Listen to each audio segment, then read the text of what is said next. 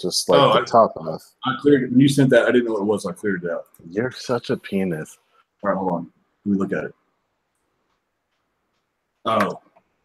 Yeah, so you're going backwards and I'm going forward. I was thinking more like black emo, like where you had that shit down in front of your eyes. Nah, chill. Relax. That's what I thought. That's what I thought you were doing. Nah, son. And I was like, you I'm can't. good.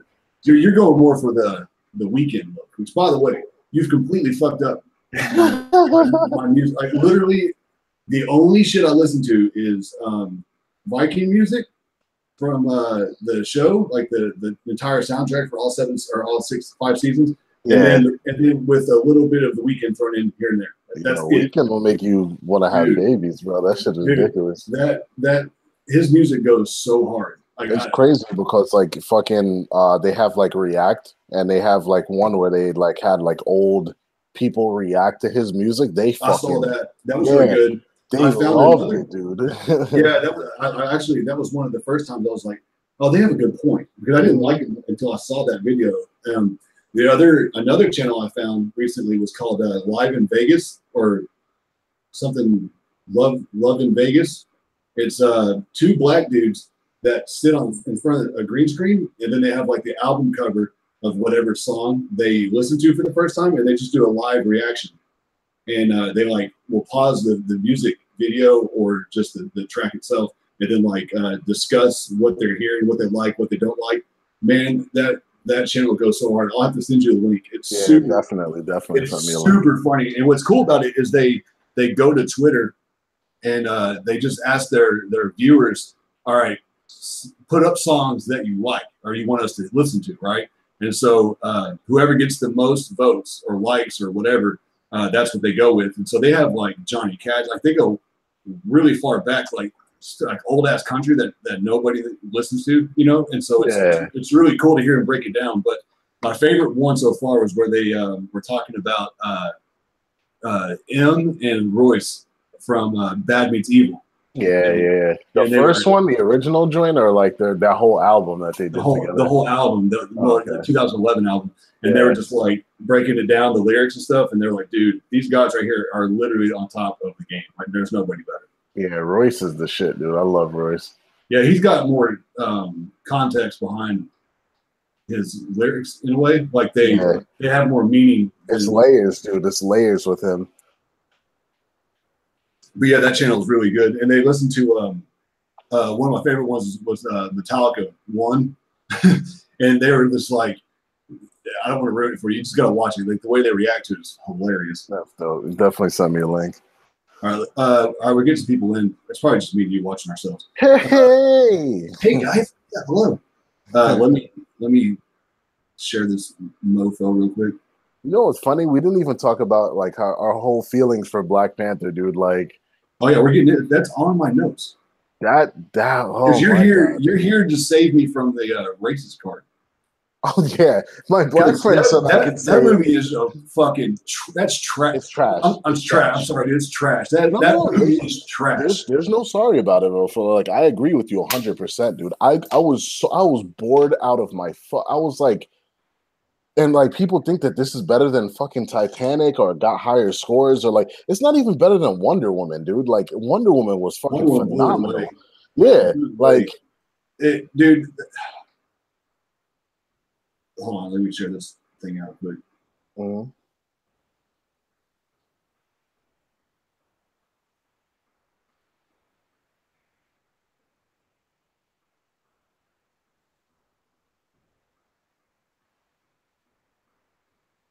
Sharing is caring. All right, cool. Oh, I gotta share it too. Hold on. So Black Panther, the one highlight, and it's a huge highlight.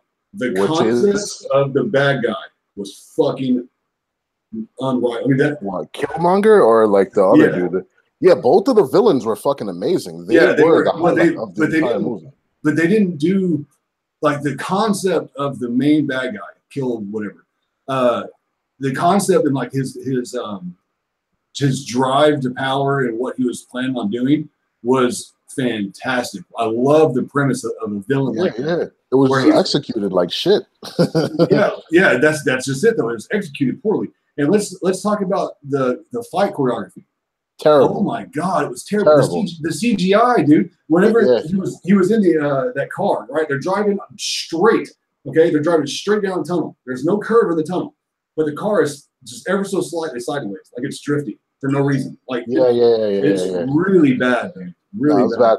I think they probably spent so much money getting all of those actresses and actors in there that like they took a hit in the fucking choreography and the other departments because I'm like, dude, he fought better in the Winter Soldier shit where he was fighting against Captain I America. know Like it was weird. he actually fought like a fucking cat. He was scratching the shields. He was fucking jumping about. And this shit, I was like, this movie, like for it to get the amount of like for motherfuckers to break out dashikis and go to the theater and dashikis, bro, it was not dashiki worthy. Like, nah, son. Well, I understood the reason why. I thought that was really cool how people were doing that. And I understand, like, especially since if you'd never seen it and all the hype around it. But once you saw it, you support a movie, yeah. You support a movie that's good, dude. Like I know people who went back and saw it 2-3 friggin' times, and it was just like, I do not understand for that. what? That movie it's so forgettable. There's no high point. It's so predictable. You can tell everything that's gonna happen next. Like, it's just fucking bad, man. It's just a terrible movie. The dude gets his ass slayed the entire movie. Like, how? How do you have the main character just getting his ass beat? And then Killmonger just says it. He's like, yo, this is the dude that's supposed to protect you. Like, he lays it out. Like, look, like without his powers or whatever, like he's nothing. He gets torn to shreds. So why would you have this guy? Like, it doesn't make any sense. The Walking Dead chick was Michonne. She should have been her own character. Like, and plus the main character. Not to, I mean, that dude can act, right? I mean, I've seen him with other things, but one of the things that was throwing me off is that dude's like Kevin Hart size. Like, how can you be a superhero? Like Kevin Hart? I don't understand that. I don't know, man. It just wasn't like this dude is supposed to be able to go up against Batman in like hand-to-hand combat, and he was getting slaughtered like the whole movie, and just shit that didn't make fucking sense. Like, all right, when he goes to the like when he dies or whatever, right, or like he's about to die. Spoiler alert. And he goes. He goes and talks to his father. Like, did his father tell him to die and just come to the fucking eternal plains or whatever? Like, that's that. Like, as a king, and your son just took over the throne and got dethroned, you would think the father would be like, yo, you have to go and do your thing, like save our people. He was like, no, son, just die. Just relax and come on. Like, are you serious, bro? And then on top of that, like, where was his uncle there? Like, because all the ancestors supposed to be in one place. Where was the, like, what does it have a separate ancestral ground for like him or like what the? Yeah, no, it was terrible. I just thought the whole thing was just really terrible. Really terrible. It's almost like it was an afterthought, and they made the movie like they forgot to make it before Avengers, and so they're like, oh shit, we gotta make this movie, and so they like rushed it because everything about it, like the cinematography was so lackluster, the CGI was lackluster, the audio. So I have an Atmos system, right? So it sounded like it was in Dolby Optical. Like, it was terrible. Like, it didn't. And I thought maybe my receiver was messing up because there's some movies that will come out like if it's like a romantic comedy or whatever, and those are in Atmos. Sometimes the way they record those, for whatever reason, when it's in Atmos, the audio can be kind of low. Yeah. So I thought maybe it was something on my end, like because I have like a lower end receiver. But it was. I know 3 different people that watched it with Atmos, and they're like, yeah, the audio was terrible. Like there was times where there was no sound effects to like things colliding. Like it's terrible. It was terrible. It was terrible, dude. It was a terrible movie. Bad movie. I do not understand. Whatever. I understand the reason why it sold a lot. What I don't understand is why people are hyping it up like it's the best Marvel. People say it's better than Iron Man 1. If you don't cut it out. No, not even close. And I don't even like Iron Man like that, but like not even close, dude. Not even friggin' close. I was highly disappointed in it. Yeah. Highly disappointed. I did like how they did with Wakanda, though. You know what I'm saying? Like, Wakanda looked cool and shit like that. I like that a lot. But other than that, man, it's lackluster as shit. That movie, like, I can't go through it a second time. Like, my wife wants to watch it, and I'm just like, nah, son. He's real. The character itself seems like it's real similar to Batman, and so like his sister was supposed to be Alfred and stuff, and it just didn't work. It just didn't work for me, and maybe that's because I was judging it based on Batman, or it made me remember Batman. So that's what was. I don't know, but for some reason it just didn't register for me. And here's the thing about it too, like there's no climax to the movie either. Like when you end on Wonder Woman, like you see that she hasn't gone through all of her powers yet. She doesn't have all of her fucking things yet. So in the second movie, you have something to look forward to. In his movie, he blasted through everything that he could possibly fucking do. Like he talked about vibranium. He talked about the new upgraded suit. He had his fucking vehicles and all this technology and all this shit. Where do you go from here? Like it's just fucking trash. Like Wonder Woman, she didn't even learn how to fly yet. So you know in the second movie it's gonna be lit when she's like picking motherfuckers up and like chucking them places. Like I didn't know she could fly. Are you serious? Yeah, no, I did. Spoiler. Are you serious? Thanks for spoiling the sequel. How do you not know that Wonder Woman can't fly? Like, are you serious? Wonder Woman's always been a super lame character to me. Are you serious, bro? Yeah. I like growing up. I literally only fucked with like Ninja Turtles, Wolverine, Gambit. Oh my god, bro! And, how do you not? You know she's like hella strong, right? Like you know she could go toe to toe with like the best of them, right? Like she's super fucking strong. Oh my god! There's a big W covering her boobies. I always thought she was lame. Oh my god, dude! Like, I wasn't a fan of Storm, Jean Grey, none of them. Oh my god! And she's like a fucking like when she turns into Phoenix and shit, she's like a fucking Omega mutant at that point, right? I hate that. I remember watching that in the cartoon and I was like, this is some nonsense. Okay, look, I'm very consistent. Okay, I like the most violent people in gaming, movies, and cartoons or comics. Right? Wolverine, Punisher. Like I like Deadpool. I like vicious, violent shit. There are a few exceptions, but like Wonder Woman was not fucking with the gargoyles. Okay, I didn't fuck with Wonder Woman. I watched Gargoyles or Ninja Turtles. But in Ninja Turtles, when I watched that, I imagined everybody getting like slaughtered. My shit was SWAT Cats, dude. SWAT Cats is the shit. Let me take a second here. SWAT Cats was dope. What's going on, everybody? Thanks for joining. Fatal, you asked me my thoughts on State of Decay. I haven't played it.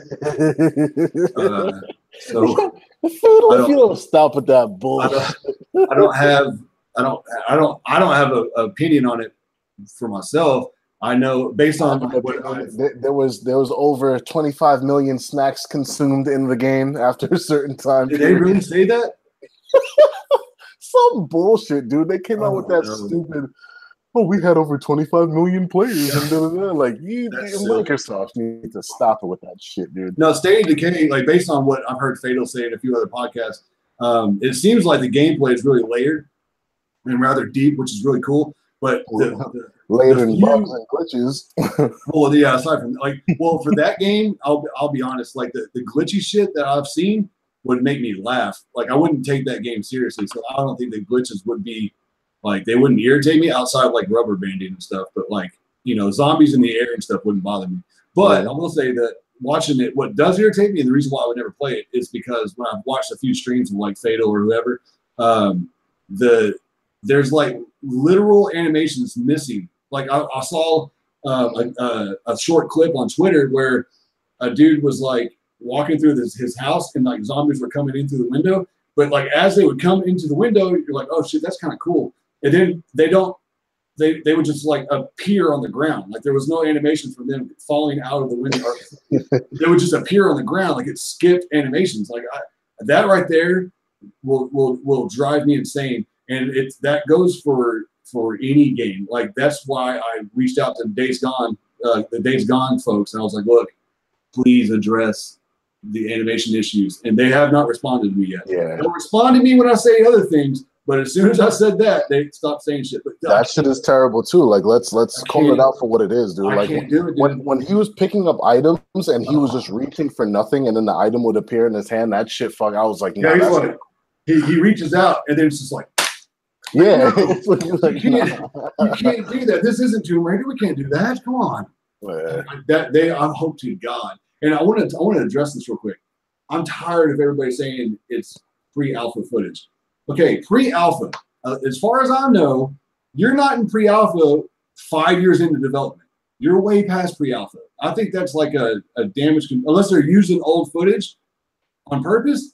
But I even watched the podcast that they just did, which was really good, really informative. I love the the individuals behind Days Gone seem like a breath of fresh air in the gaming community because they're not so restricted by the what if PC police are out there, you know, like so they'll say like they'll cuss and they'll say things that you won't hear normal devs say. So they're really funny. I like them a lot, but they never address the animations. And I know for a fact they had to have seen my shit because I had a bunch of people retweeting it. And on top of that, they were responding to anything else I said outside of that. So it's like, but they didn't address that. I know a bunch of other people were calling them out for it, but so the game itself looks amazing. Like I'm confident that the game will be fun. My problem is that all that doesn't matter. If those animations are still gone when the game launches, dude, I'm gonna have a problem. I won't be able to play it. And see, I'm not gonna like be able to play it from the animations. The thing that worries me is I hope it's not repetitive. You know what I'm saying? All these like I'm watching my cousin play through Far Cry, and like it better not be friggin' repetitive, dude. That's the one thing these open world games need to start having different missions and different enemy types and different things to do. Like not the same. Go fetch this person and bring them back missions. Like, well, so I shouldn't say it won't be. I'll just speak to what they said, right? And they asked if there's going to be like, you know, the whole Assassin's Creed tower unlock to where you can see more of the map and all that, or you can be able to see the entire game right out of the gate.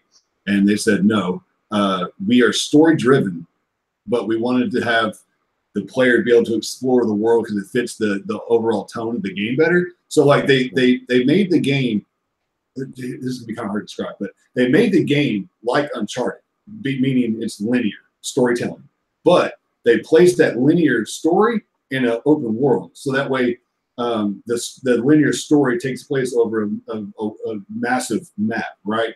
And so, yes, you can travel the whole map and play it like a Grand Theft Auto, right?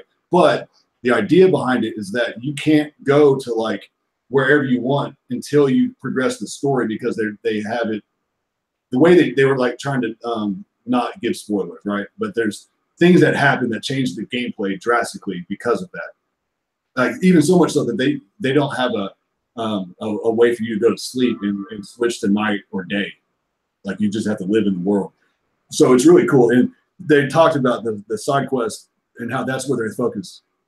Right, they have one guy telling the stories, like the guy that wrote the stories, it's this one dude and he has an assistant. And then the side quest is where they focus because they really wanted to make sure that they didn't fall into that trap. So them saying that, I'm confident that they'll probably handle that pretty well. Hey. And the enemy type sounds these really games cool. Right now, dude, I'm living by a very like I'll believe it when I see it type thing. You know, you can say whatever you want to say. But we've been let down, like drastically let down by the PlayStation game. I mean, it hasn't really happened in a while. So I'm confident in that regard. I mean, my issues are again with the animations, but they did talk about the enemy types, and I have a feeling that they were trying to mislead me when I was talking to them about their inspirations. I swear to God, that game is based on I Am Legend. I swear to God. I'm telling you, from what they said, it was what's Walking that Dead. biker? Well, it's Jax from. It's based on they took inspiration from the what was that show? Fuck. You know what I'm talking about? White Trash. What was it? Makes you feel dirty when you watch it, but it's a great show. What is it? Damn it. Sons of Anarchy. Sons of Anarchy. So they got the brotherhood and the chemistry between the characters and their personalities from that. And then they said the rest of the game is based on The Walking Dead.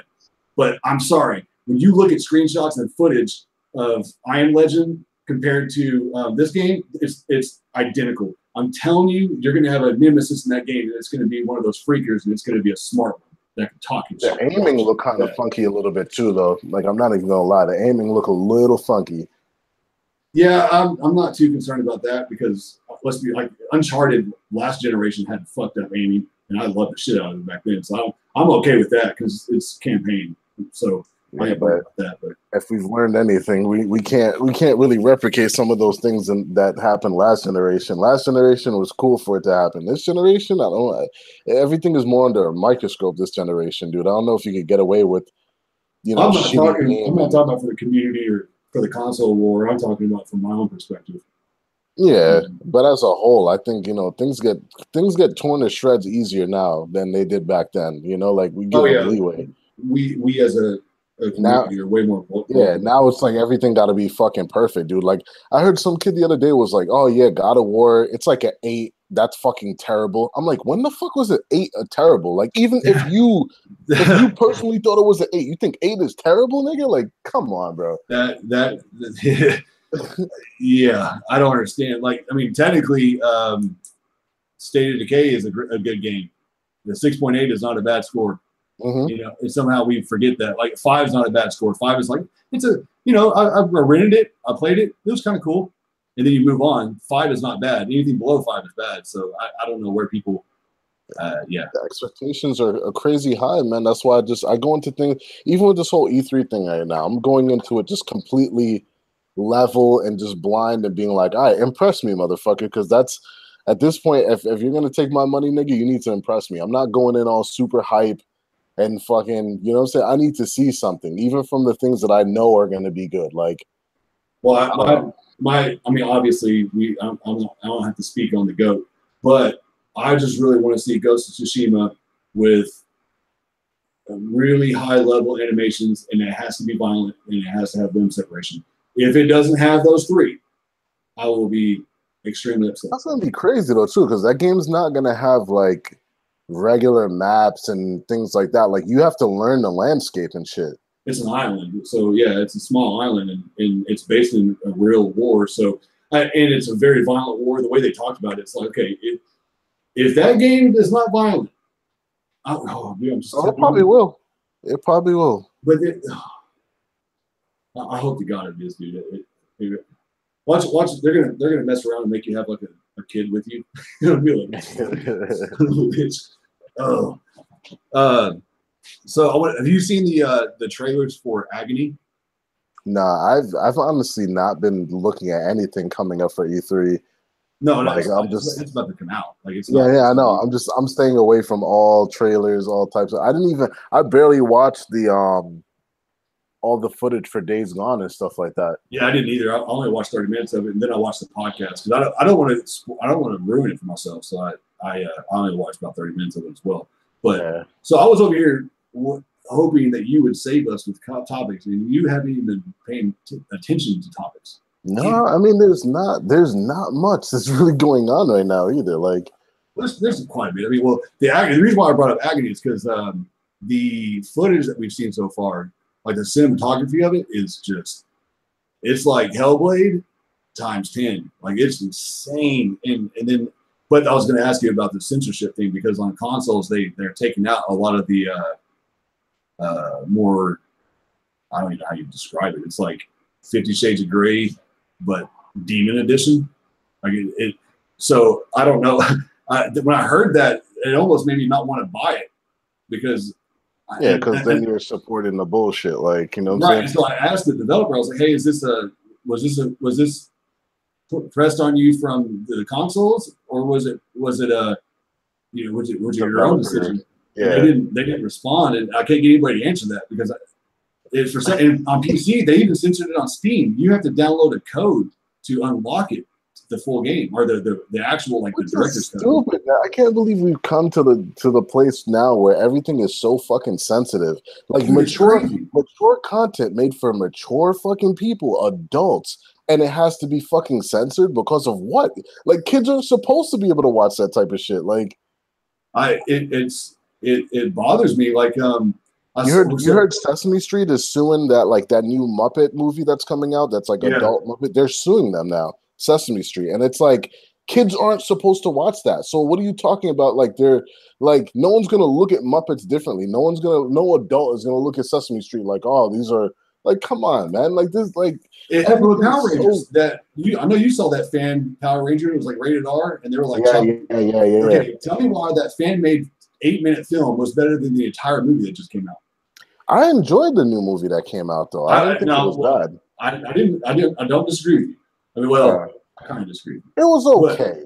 It wasn't terrible, but the fan made rated R version was super dope. Yeah, and they made him take it down, and they threatened him with a lawsuit because they said it diminishes the brand. I was like, what? Like we all grew up, like we are the fans that grew up with that I mean, I stopped watching after season 1, but because I grew up. Yeah, but what happened to a certain like artistic direction that somebody wants to take with a property? Like, you know what I'm saying? That's like, what I'm saying. Is like, but we are the fan base. So who are they to say it's tarnishing the brand when we are the brand? Yeah. So and you have that across the board. Like my wife and I just finished up watching season 2 of 13 Reasons Why on Netflix, and I went online to see what what people were saying about it online, and there's all these parents like trying to boycott it and get it taken off of Netflix, and I was like, what? Because they went really far. I don't know if for those of you that haven't seen 13 Reasons Why, it's about a girl that commits suicide in season 1. Season 2 is like the parents taking the school to trial, to say that it was their fault. Well, anyway, the first season was like PG-13 on the content. Season 2 is like rated R. And I understood why parents are mad, because like if you're watching it, had I watched it with my daughter, who's 12, who needs to watch it so that way you can have an open discussion about like real life issues that are taking place in school these days. You have to have open dialogue about it. How she watched season 2 last year, and then we started watching season 2, and then the stuff that they showed, it would have been really bad because she's just not old enough to see it, in my opinion. But with that said, if your kid is 14 to 16, which is who I think should be watching that show, they can learn so much. And why hide them from real life? That's what I'm saying. saying. It's like y'all are a bunch of fucking. That's the problem with our society right now. Everybody is so. It's not up to the content creator to fucking parent your kid. Like, you have to. You know what I'm saying? Like, there's different blocks and different things that you can put on so they don't watch it. But it's just like. Everything is so fucking sensitive now, man. Like, people are getting mad at Battlefield because there's females in the fucking thing. Like, who cares? Who the fuck? Honestly, really? That was another one of my topics. Yeah. So before we go there, let me touch on Agony real quick. If any of y'all that are watching this or watch this later know why that censorship came about, who implemented it, and why, I would like to know. So please let me know. However you can get a hold of me on Twitter, leave a comment, whatever. I would really like to know. Fatal, you're like a Google master. You might be able to figure it out. Or if anybody has a way to talk to the developers, because they won't respond to me when I ask. Because I really want to know. I don't like that it's being censored, because that game looks like it's a first person. I don't know if you call it a shooter, but I don't know what it is. But anyway, I'm really intrigued by the art style and the way it's filmed and everything. So I'm really, and how dark and gritty it is. So I want to support it for that, and the fact that it's an indie, but I just can't get behind it being censored. That really freaking bothers me. But anyway, so if y'all can figure that out, that'd be awesome. Mm-hmm. Yeah. So the female in Battlefield. Yes. Yeah. So I've heard quite a few different people talk about this already. And put their, I somewhat understand. I don't agree, but I understand the argument behind. I don't. They're not staying true to I don't. No, because here's the thing. If you're not staying true to war, let's talk about all the other shit in the fucking game that went on. Like motherfuckers jumping out windows and fucking, you know what I'm saying, dropping on their back and picking up heavy ass machine guns with one hand and shooting grenades out of the fucking air. Like, no one saw all of that shit. All they saw was a fucking female character. Like, there was a ton of other shit that's not realistic in that fucking game to talk about. You know what I'm saying? So he literally lifts up a machine gun and shoots a grenade out the air. Who's doing that in World War II? Like, outside of being on an accident, but yeah, there's been a lot of okay. So yes, there was women in World War II. There was some fucking bad. The most decorated sniper in World War II was a female. Yes, she was not on the American or the Ally side, right? But all in my opinion, all the developers are doing is saying, well, there were females. We're just going to make it a little bit more, we're gonna kind of yeah, you're gonna stretch the truth a little bit. Yeah, you're gonna go in a little bit more.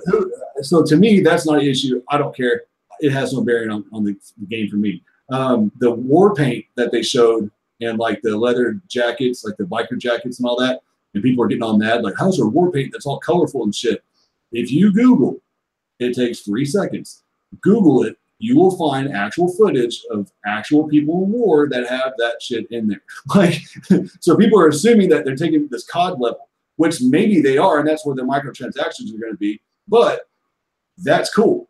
I'd rather that be like pay for cosmetics and give me the premium pass and all that, that is for free. That is fantastic. Because that was the one downfall in Battlefield for me always, was that I refused to buy the whole pass, right? So I would miss out and then I would give up on it. So now that we're getting it for free, I'll probably play it for longer. And I'm not buying that game. Not day one, dude. Yeah, well, maybe for you. I really enjoy the campaign. I love the war stories on Battlefield 1. They're bringing it back. It looks so fast paced, man. Like, I don't know what the fuck they were thinking. Well, you can't judge off that video. That's not gameplay. If you had a Twitter account, you would see like they've been releasing like little GIFs of gameplay. It looks. I mean, imagine like what I'm saying. That's that. Even if it's not gameplay, that's what they're basing it on. That's what they want you to think that the game's gonna play like, right? Like, well, to me, it moved along pretty quickly because they wanted to showcase a few different things that would be different about the gameplay. They kind of like shoved it together so it came across faster. But the action that was transpiring on that footage is what I experienced playing with like you and Fatal on Battlefield 1. Because if you go watch my highlight video, like at one point it was just me and Fatal playing, and we were like screaming and laughing our asses off because it was so action packed and there was so much chaos going on that it feels fast paced like Call of Duty when you think back on the previous match that you just had. In reality, it's a lot more strategic and slower paced than Call of Duty. The thing about it is, I think any Battlefield game can be like that, because Bad Company, I don't think, was the fastest of them all. Like, your soldier ran pretty heavily, and there was moments where you're in a helicopter that's just blowing up, you're jumping out, then there's a tank, and it happens regardless, just because of Battlefield, how it's built. I don't think the speed has to do anything with, you know what I'm saying? I don't know. They slowed it down with medic, like the way the medics work now. It's actually more like it's more strategic, and now they have like Fortnite light craft or building. Like their support class can actually throw down sandbags and shit and like dig trenches, which is kind of cool. And you can repair, like if your building gets kind of blown up, you can like do patchwork. So that's neat. I imagine you'd like that. I do want my cookie, by the way, because I did call that Fortnite shit like right before fucking dude. That thing is. You can have all the cookies in the world because that game is ass, and my kids love it. It makes me so mad. It doesn't even matter, dude. That game is going to be around for a long time, and it's just going to continue to fucking rape everything for the next. As long as it's gorgeous too. By the way, like that game looks amazing. And the way they update it, I cannot. There's nothing I can say negative about Fortnite outside of the fact that I just don't like it. It's not for me. But dude, the content they're bringing to right now, dude, it's like ridiculous. Like they just make it a big event for everything that they do. Like, oh, there's meteors in the sky. Now the meteor's fucking falling, and then people are turning into Thanos and this and that. It's crazy. It's brilliant. It's brilliant. Yeah. I can't knock it. But again, not for me. Fuck that game. I want to shout out to the chat, Mitchell Righteous, with his explanation behind Agony, saying it would have gotten an AO rating. And PlayStation and Xbox don't have AO content on their console, so the game wouldn't be able to come out. So that makes me feel a little bit better. But can we not address whatever this AO is? Because I want to know what AO rated games are, and if they're on PC, it's probably adult rated shit. I must figure this out. If there's some dope ass AO, quote unquote AO games on PC, maybe it's time to get a PC. What is this? Why can't we have it? Like, oh my god, this. But so as far Battlefield, people are talking about the Android arm. Okay, first of all, it's not a robot arm. It's like a peg leg. It's not robotic. At least not it appeared to me. And once again, if you Google, you find your answers, people. Like I'm sorry, I'm not gonna apologize. I'm not gonna say I'm sorry. If you are a dude and you are upset over a female in the game, check your manhood. Yeah, you don't even have to play as, I don't like, unless it's in a single player campaign or something like that. But she looked like a badass character, bro. Dude, you know what I'm saying? Like, regardless. Dude, I have no issues. Again, you and I are both the same way. When we go online, we pick the female character, like every time, and it's silly because we outside of Max Payne, it doesn't even affect anything. But you as a player feel like you're a smaller target. You know what I'm saying? You're more nimble, even though you're not. It's just in your head. But like you and I are more strategic that way. But it's just silly to me. Like, why are people so? I don't know. And let me ask you this: so like they're allowing you to fully customize your character in Battlefield, which is fantastic. I love playing dress up with digital characters. I guess in a first-person game, it really doesn't. It's like Fortnite, you that's buy what all this shit. Yeah, but you can't even see you can't it. even look at it. Yeah, that right there bothers me. It's like, hey, look at me real quick, and then send me a screenshot. I want to see what it looks like. You know, like no, Fortnite, you can see a character, but I think they're saying that there's like a first-person mode coming out or something like that, and I was like, what'd be the point? Like, all this money on skins that you spend and then you can't see them, like that doesn't make no type of sense. Well, I'm talking about Battlefield. Like that's kind of silly. I don't, and that's one of the main reasons why first person doesn't work for me, because I just buy them anyway. People buy them shits anyway, dude. Yeah, no doubt. But I'm just saying, like for me, like that's one of the reasons why the third person is so much better to me, because I like being able to see my character. I don't know why. I just because I like just for movement's sake, having them on screen that you can see exactly where they're going and like cover. Like you can cover in a first person shooter. Because I remember even Killzone had it where you could cover the things and like cling to it or whatever, but it's just a hot mess, dude. Like, the part in the video where she like jumps out the window and like she rolls on her back and quick scopes that dude in the head. I saw people talking about, man, nobody can do that shit. I was like, I know a guy.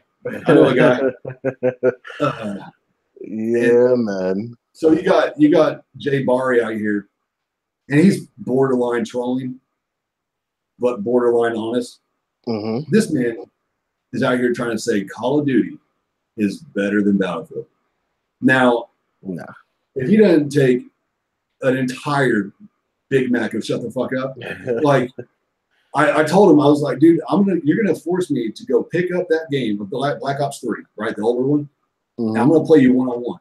If I beat you, I'm gonna have to you shut the fuck up for a year about Call of Duty, because that. Who says that? And the crazy part is this shit still sells every year, man. Like I don't like the casual gamer for these freaking.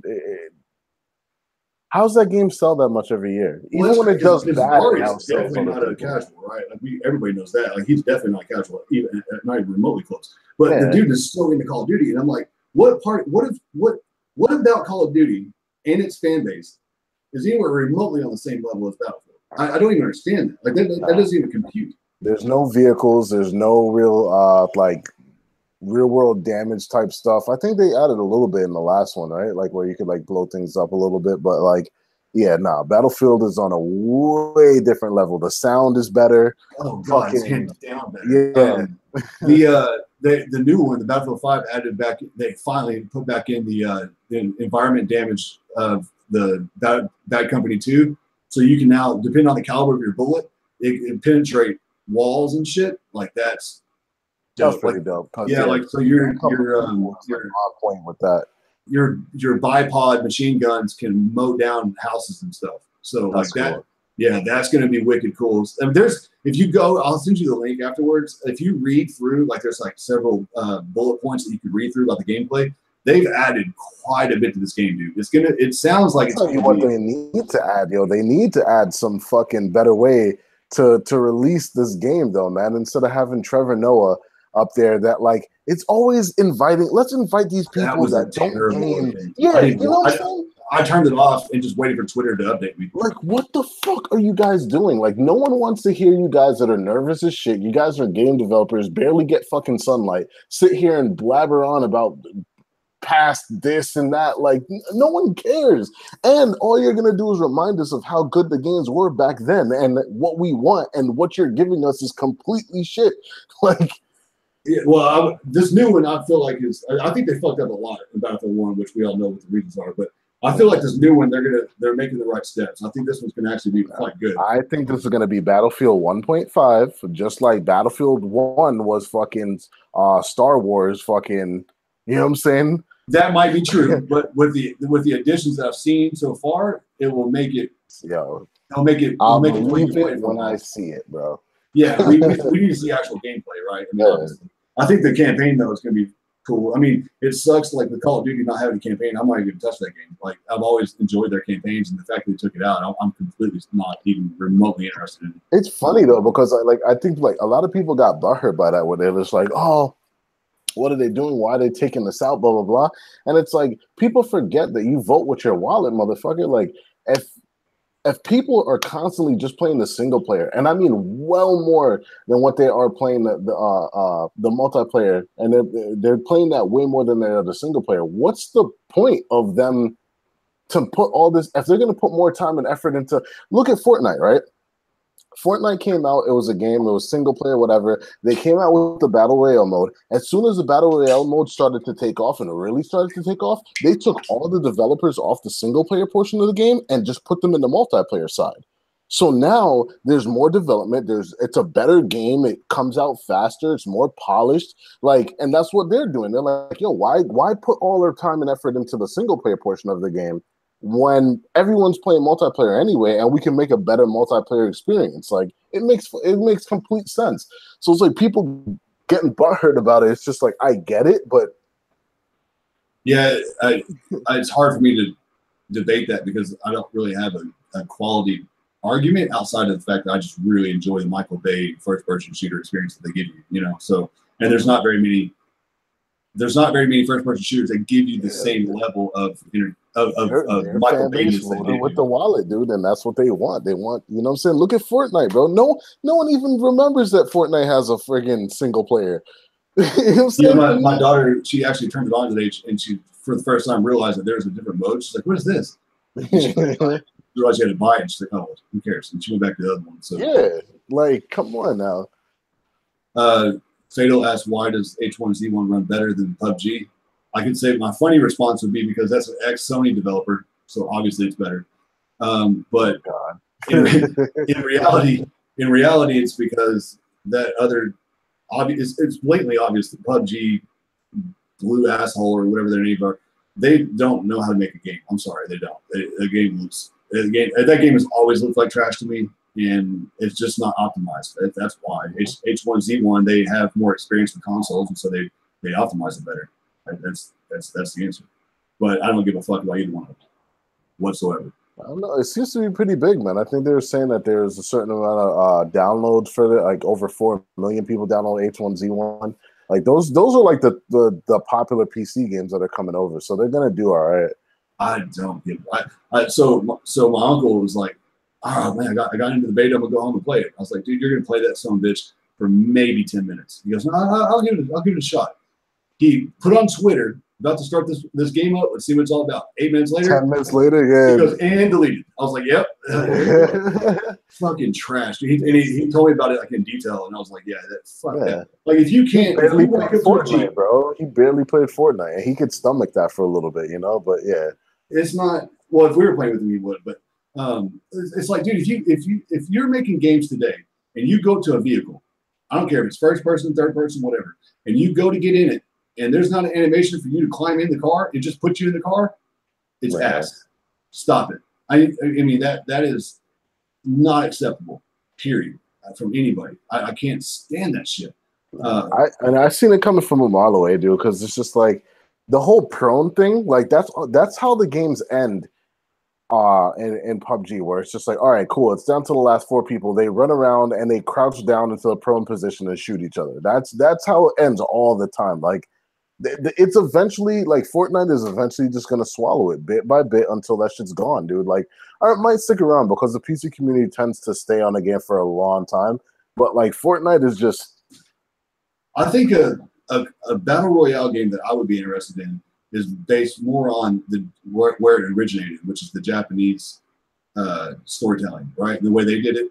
Like, I would like to see a Battle Royale game that's in like a warehouse, but not like a super huge warehouse, or like an office building, and you have to, like, you know, use scissors, and it's not just guns, right? Like, maybe there's a handful because of guards, but for the most part, it's just you have to, like, you're talking about like Let It Die or something, where you're using like firecrackers and like crazy, like Let It Die. No, like stuff around an office building, like just everyday things, and you have to, like, it's more like melee based, you know, and it's more strategic, like kind of like take any survival horror game, and like you're kind of like sneaking around, then you like try to take them out quietly or whatever, but there'll be like scuffles, and you're not gonna be like coming across a whole bunch of people at one time where it's just a big melee fest. But like, I would be more interested in that. Combat and multiplayer is like it's really hard to get, because like, look at Fortnite, dude. You can't melee in Fortnite.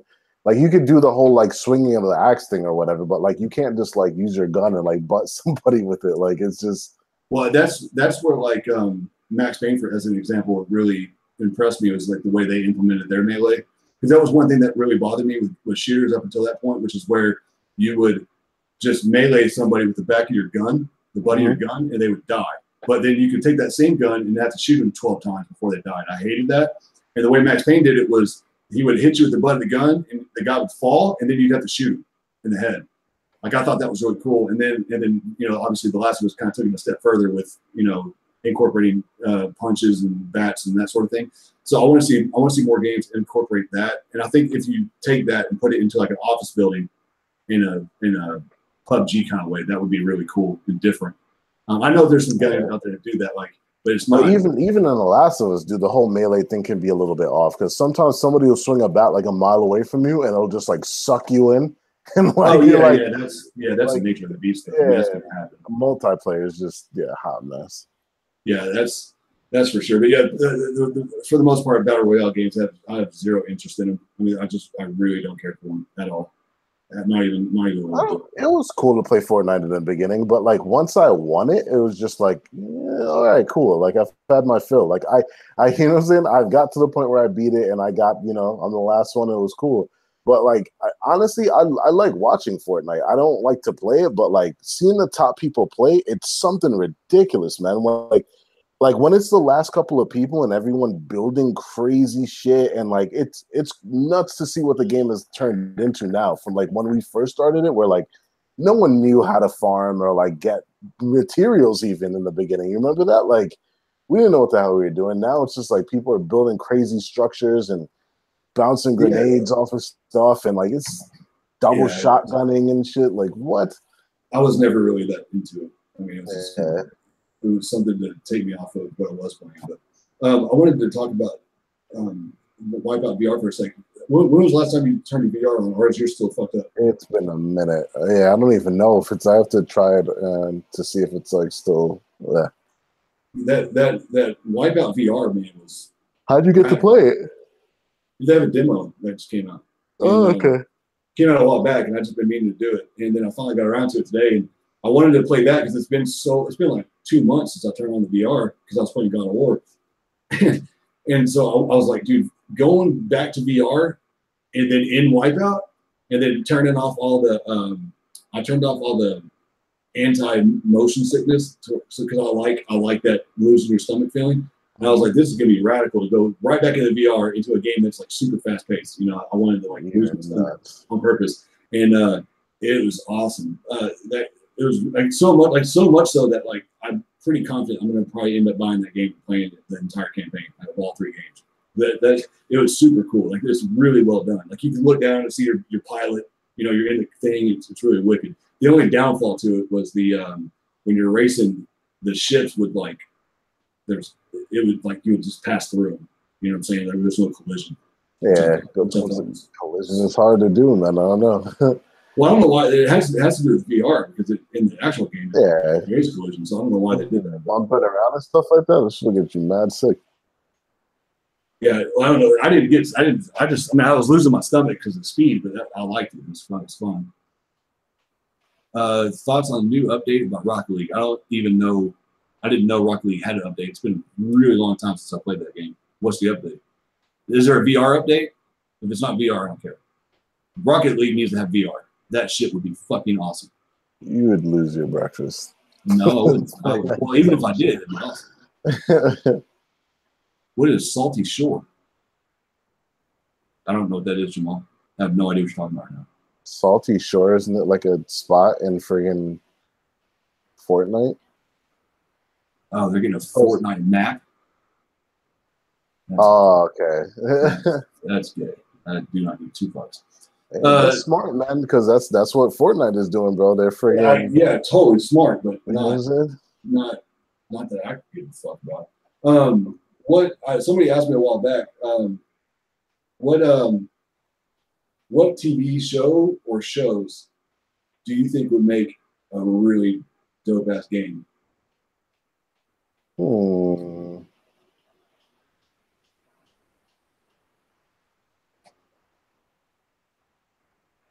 Yeah, I You don't don't, even know. you don't really watch a lot of TV shows. Yeah.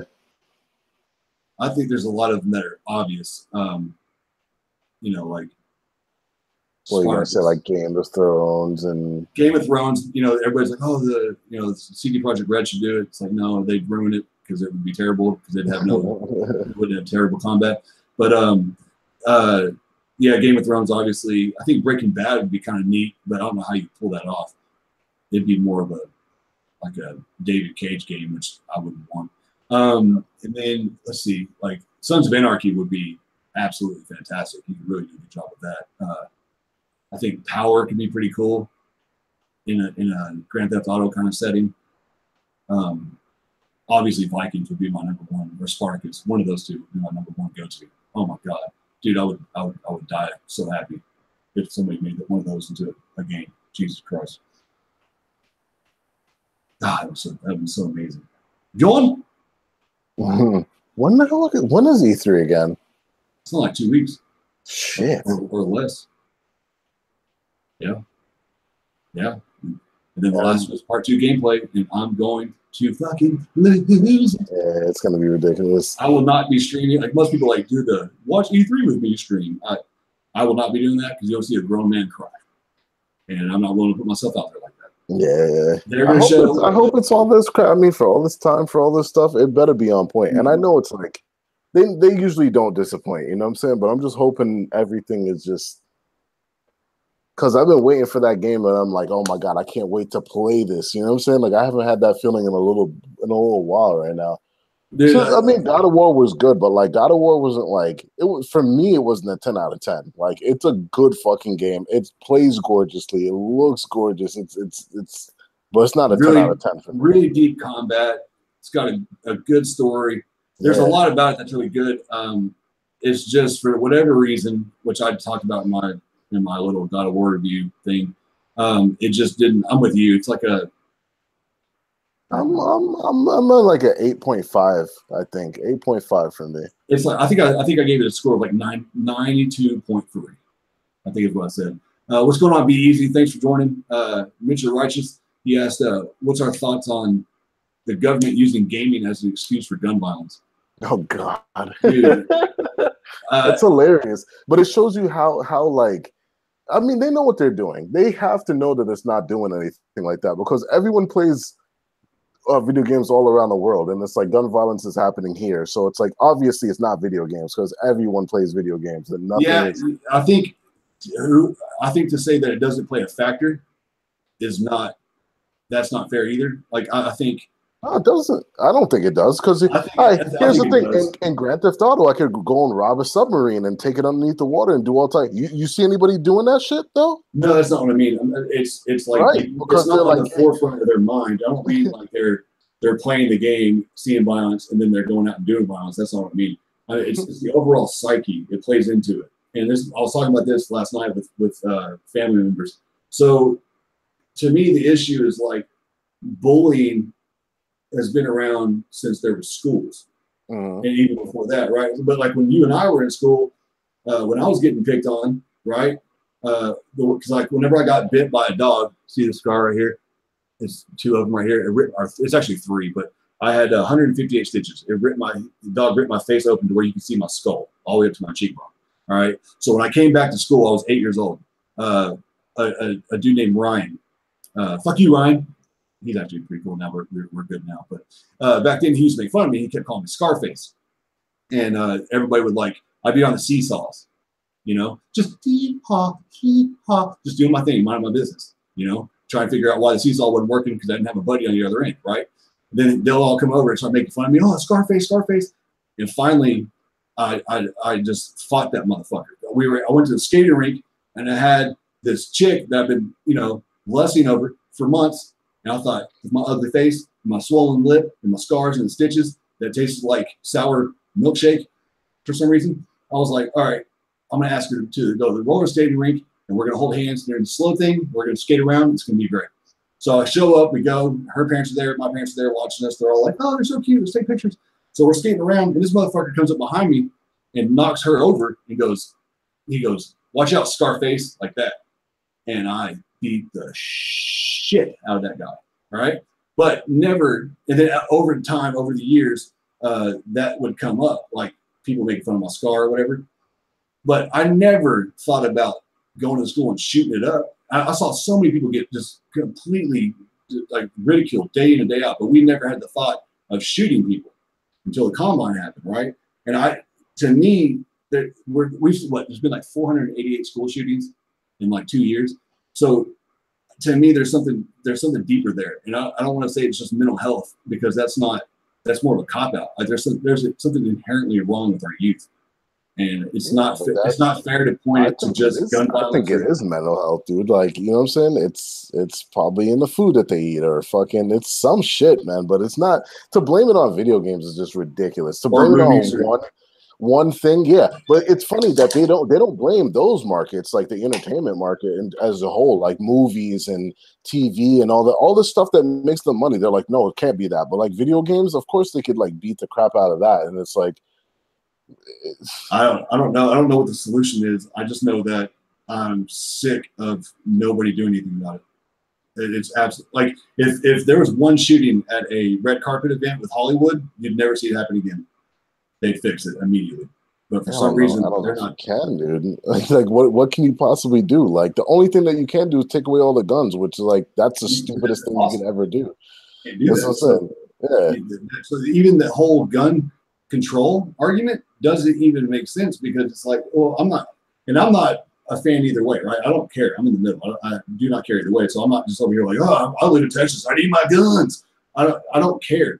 But I understand the reality that there's already over 320 million guns on the street. So when you ban guns, they're still there. Like it's not going to solve the issue. Oh, and they're still going to be coming in too. Like that's right. not going to stop. You're just going to start a black market, and then now you're taking away funds from like positive things, because guns and the revenue generated by it actually enhance our economy in a lot of different ways. So it's like that's not the end. It's just simply not the answer. Yeah, and then you have everything is unmarked. Like you don't have any trace of any weapons that are on the street gun wise. Like that's so yeah. There's nothing you can really do about it, man. But to blame video games is just ridiculous. Like yeah, we need to focus. I'm so tired of every time something happens, a tragic event happens, and everybody immediately goes to this Republican versus Democrat argument. It's like, okay, stupid fucks.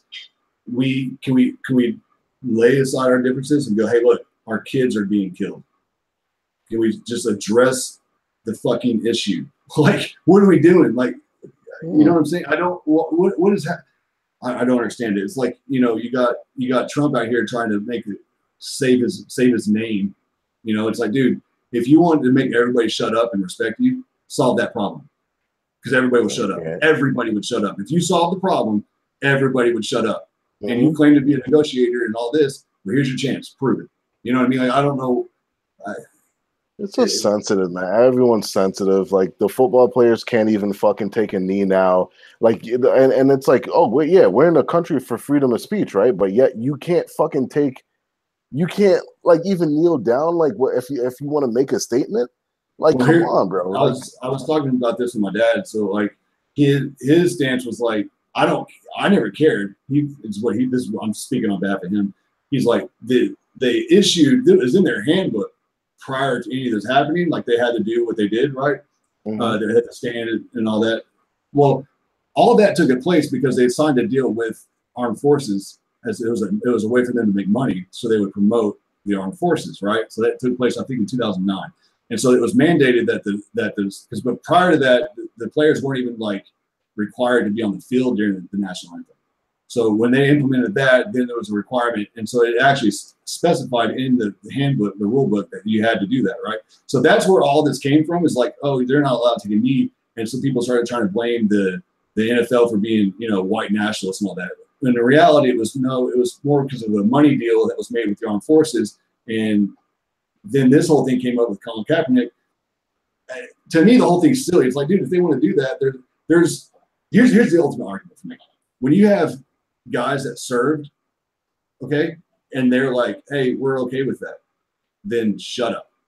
Because if you served or you're in law enforcement or whatever, and you say that you're not offended by what they're doing, then who are we normal civilians that never did serve or whatever, shut up. Like, and even if they want to take a stance for something that they believe in to bring awareness, because Yeah, that's what it was mostly for. Like it still doesn't matter, dude. Like that's insane. Like that's by force now that it's like, yeah, like yeah. It's to me, it's like that's what a really big platform to do it on, and they're still paying respect. And in most cultures, taking a knee is more respectful than standing. So I don't. To me, it's the whole thing is just really silly. You know, a lot of the people that I listen to on intellectuals and podcasts stuff that I watch, that it boils down to it's more of the mindset and how we as a nation don't struggle anymore. Like everything is just so easy. Even the people that are living in poverty are living in poverty better than anybody else in history, right? That was in the same level of poverty. Like we're just in easier times of living. So because of that, we make our own struggles out of nonsense. You know, that's what a lot of people, a lot of intellects say, and I tend to agree with that. There's just not a lot of struggle anymore, you know. yeah, but that's also why we're so friggin' sensitive nowadays, where everything we have to point fingers and we have to blame. No one takes fucking charge or responsibility for anything that happens. It's always the other people. It's always the other side. There's always an argument. That's true. That's a good point. And you see that runs rampant even in the gaming side. Like think about whenever I was playing you in Uncharted, right? Towards the end, and I fucking smashed you that one time at the very end because you just weren't into it anymore. And did you come up with an excuse? Did I? No. You were just like, man, you fucking destroyed me. I can't do this anymore. I can't. But I thought that was really cool because like when you and I play each other, like whenever you would beat me, a prime example, we were playing The Last of Us, right? And I was like, hey, let's do something silly. Let's use weapons we've never used. And so I was like, let's use the bow. And I was trying I was trying to cheat because I had been practicing with the bow, and I was going to fuck you over and be like, haha, you suck. And then you beat me, and I was like, oh, damn it. But because you really hadn't been, well, maybe. Nah, dude. You were practicing before that. But no, like we didn't come up with excuses. It was just kind of like, hey, you got me, fuck you, you know? Yeah. But that's so rare. Normally, people have every excuse in the book. And so my point to all that was that you see that in politics, you see it in everyday life. Like everybody has an excuse for everything. They never take ownership for anything. It's the internet. That's why, like, honestly, like Detroit is not my type of game, right? But like watching my wife play it, bro, like the story behind it and the meaning behind it, it's fucking brilliant. What game? It's Detroit. It's really, really, really good. Like so story wise, like people are saying it's better than God of War, and I was like, that's crazy. But story wise, yeah, hands down. Well, I can see that, but I wanted, since we're on it, real quick. RXL said, "Have you heard of Boogie claiming he defended his country or this Boogie? Country? Yeah, how did Boogie defend the country, bro? How? I don't know anything about it. Oh, let me find. That's some funny shit, bro. So with Detroit, so the homie J-Dub, aka Kratos, was trying to say it's the best looking game on PlayStation, hands down. It looks way better than God of War. I said, well, yeah, it should be because it's, I was choosing my words carefully because I know people get upset when I say it's a movie or whatever. And everybody knows me as a PlayStation guy, obviously. But when people try to compare Detroit to any other game, on our first party game, rather, they first need to realize that game is far less demanding than the other games. So of course it's going to look. It is like 40 something gigs, though. It's a pretty beefy game. Well, okay. Here's where I stumped him. Okay, I hope he watches this later because his son's graduating. Congrats to him. But so he won't be watching this live. But he said, he tried to argue with me about how there's a bunch of NPCs on the screen and it's not as like point and click adventure as I might think. Because again, I haven't played it yet, so he knows more about it than I do. But what I do know, and this is what I hit him with, if it's not less demanding by a lot, then name another current gen first party game that came out that's native 4K. Go ahead, I'll wait. There isn't one. And the reason why is because that game is far less demanding. Of course it looks that good. That's all I'm going to say on that. Because it's not dynamic gameplay. It's not like a normal game. And I'm not saying that to knock it. I'm just pointing out. It looks gorgeous. I don't know if I could say it looks, babe. Do you think Detroit looks better than God of War? Yeah, she thinks it looks better than God of War. It's gorgeous, dude. There's this one part that she was playing where she was in a park and it was like fall and like the leaves were falling and shit, dude. It looks freaking phenomenal. Like it looks really good. But see, like people, the way they use the lighting and stuff. It's all controlled. It's like you're almost taking over parts of cutscenes. Yeah. And that's why it looks like that because it's in a controlled environment. So like you put that game's tech right. So you take all the prettiness away, dive into the game and understand like see all the code. If you were to put that side by side with like Horizon would shit all over it. So like from a technical aspect, that's why. I mean, that's the reason why it looks so good. And again, I'm not saying it's to knock it. It's like that for a reason. It's why I feel like, dude, because there's some parts in God of War that are just freaking like the part where he goes what are those flying elf things, right? And they're fighting those like white ghost looking things and like killing them off and stuff. Right. There's some parts that are in that game that are just freaking, oh my God. Yeah, no doubt. But that's which to me points more to how awesome Santa Monica is. You know what I mean? Because like they're pulling off that graphic fidelity with what's actually taking place with gameplay. But story-wise, it's really interesting, dude. It hits on so many different topics on the low that it's just like, and it has so much to deal with like our society and like where we're going in the future and how we're using technology and what technology can become, and just it's really good. Is it? Have you come across any like random pointless nudity just for the sake of nudity in it yet? Nah. At least, babe, you come across any nudity in the game yet? Nudity, like a titty or a nipple or something. No. Yeah, I just can't bring myself. My budget for gaming is non-existent at the moment, so I can't buy it even if I wanted to. But I was planning on getting it whenever it went on sale or something. You know it'll drop soon, dude. It's not the game for everybody, but like, yeah, story-wise, it's phenomenal. Like, it's really, really, really good. I think it almost has like a Black Mirror vibe to it, where it's just like, you know what I'm saying? I was hoping it would do that. Yeah, it's near future stuff that is like very believable. Yeah, there's a lot of undertones. There's like biblical stuff. There's a lot of these different things and ideas that are thrown into one. It's really cool. Tell your wife to stop playing it and then watch on Netflix. It's called Next NEX Machina. Tell her to watch that because it'll help her get more immersed into the story. Seriously, that movie's badass. It's called Next Machina. Yeah. Tell her right now. Don't forget. No, I won't forget. You're gonna forget. Tell her. I'm not gonna forget. Tell her. Silver says to watch Next Machina. All right. There he you says to watch Next Machina on Netflix. You'll like that movie too. It's awesome. Yeah. But yeah, that will help you get into the story more. It's really good though, dude. Like I can't even front. Like it's like I didn't expect to be that into it, but like just watching her play it is really some really. Well, I found out recently that Beyond Two Souls, you can actually play that 2-player. Did you know that? Yeah. Like one person does the. I forgot about that. Holy shit! Yeah, so we're gonna after we got here, I'm probably fire that up with my bride. We're gonna try to play that, and that will.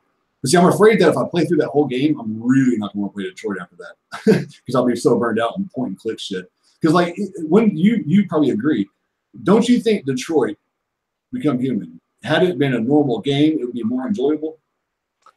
Yeah. You know what I'm saying? I mean, but in watching it though, like I'm like, you know what? There need to be these type of games because it's just like I can't have the game be the way how I want it to be all the time. Like she wouldn't want to play it if it was the game that I wanted to play. You know what I'm saying? That's true. That's fair. I don't disagree with that. Yeah. And I'm glad that she could play it and I could just sit back and watch, dude, because it's interesting. There's a lot of different things. They talk a lot about like social status and like I don't even know if it would be racism, but like, you know, whatever new fucking term they're gonna come out. Yeah, exactly. You know what I'm saying? Like it's just there's all these tones and biblical stuff and it's a mixture of different things in one pot, man. It's really good. So I was going to point this out because the reason why I brought it up was because, you know, like Hellblade could have easily been a David Cage type game, you know, but I feel like had you taken that combat out, even as simplistic as it was, it wouldn't have, the overall experience wouldn't have been as powerful had you not had that combat. And I've always felt that way about like even the Walking Dead game, right? Like especially the first season, I absolutely adored that game. Yeah, that new Walking Dead game looks sick though. Even though it's all cutscene shit, that shit. Well, I'm holding out for that because that was really good. But like even the Walking Dead, the original Walking Dead Telltale game, right? Like, it's like had that game had actual gameplay, that story would have been so much more powerful. I don't know, man, because if you look at the reactions to when people beat the first game, like there's a lot of people that like cried. There's a lot of people I got teary-eyed that last scene here I rolled through. But the thing is like that seems more powerful had you been a participant the entire game because it still plays out like a movie. So a Telltale game or a David Cage game is still more like you're a witness to the story as opposed to a participant. Like if you play God of War or Uncharted or Max Payne, like you're a participant in that story. You know what I'm saying? Because of the gameplay. So you take that gameplay out of it, now you're back to being a witness again, even though there is, you know, limited controls and you're making choices. But in my opinion, to a certain degree, because like I don't think even with being a player in Uncharted and things, like I don't think there's anything that could happen in there that'll make you like, oh my god, like teary-eyed and stuff. You know what I'm saying? That's not what I mean. What I'm saying is like the overall experience. Like so, take Uncharted, right? It has a great story. Like Uncharted 2, like you love that story, right? So take that same exact story, take out the gameplay, and put in the same gameplay that's in the Telltale games. Is that the same game? Do you have the same experience? No, you're not. No, you don't experience the story in the same way because it's not as impactful. And I don't mean emotional. I wouldn't say that it's not, dude. Because even in the last scenes that you're talking about, right? And I'm not gonna go into full detail on it, but like you have to go over there and click on certain things, and even though you're just clicking, you're making these decisions to like when he was like, "Yo, Clementine, you have to do X, Y, Z." You know what I'm saying? And it's like you actually have to go over there and click on things and like pick things up. Like that could also be, you know, like a little impactful on its own. Like I'm not. I was trying not to bring up The Last of Us like I always do, but is that game the same game, but in David Cage's world? Nah, it's not the same. But I don't. That's my point. When you're talking about impact, though, if it can have the same kind of impact when you feel something, and I think you can completely do that. Like, yeah, there's a lot of people that Clementine and at the end of the game felt a certain way about it, even though it was a point and click type of thing. You know, like okay, so like with Detroit, I could watch the way you're describing it, or you did to me on the phone earlier. Yeah, I feel like you could watch a stream and be like, yeah, I like that a lot. That was awesome. Oh, yeah, no, you can completely watch it and be just in it, you know? Right. Like when you actually have control over it, how much does it change? A lot. More so than just watching it? Here's the thing about it, though, because you got to remember, cool, you're just watching it, right? When you have to make the decisions and they're telling you to make the decisions quick, fast, like, cool, there's somebody at the door and you only have 5 seconds to do whatever you have to do to interact with that person at the door. Like you're playing that and like, okay, cool, I have to move over here. I have to tell this character to go to here. And that's the whole thing about the game that makes it very like there are elements of like panic and like an Until Dawn, for instance. Like there are those moments, but are those moments? There was as cool as The Last of Us is, there was no moment of panic in The Last of Us where you felt on the gameplay there was.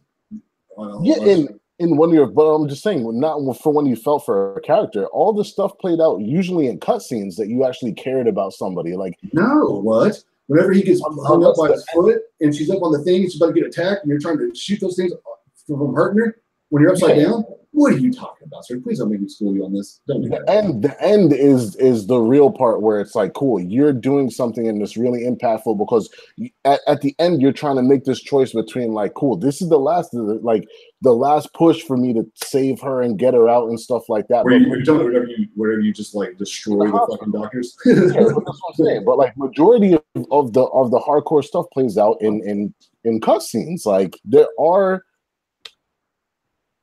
some instances here and there, but like, yeah, I don't know, man. Detroit is I don't know. I've seen. I'm not all my point because what we're arguing is I'm saying that I feel like I'd be more excited for the game had it been more traditional. Yeah, you need to be more hands-on, but like I'm just saying, it could really put you in a bad place because it tells you to make decisions like right there and then.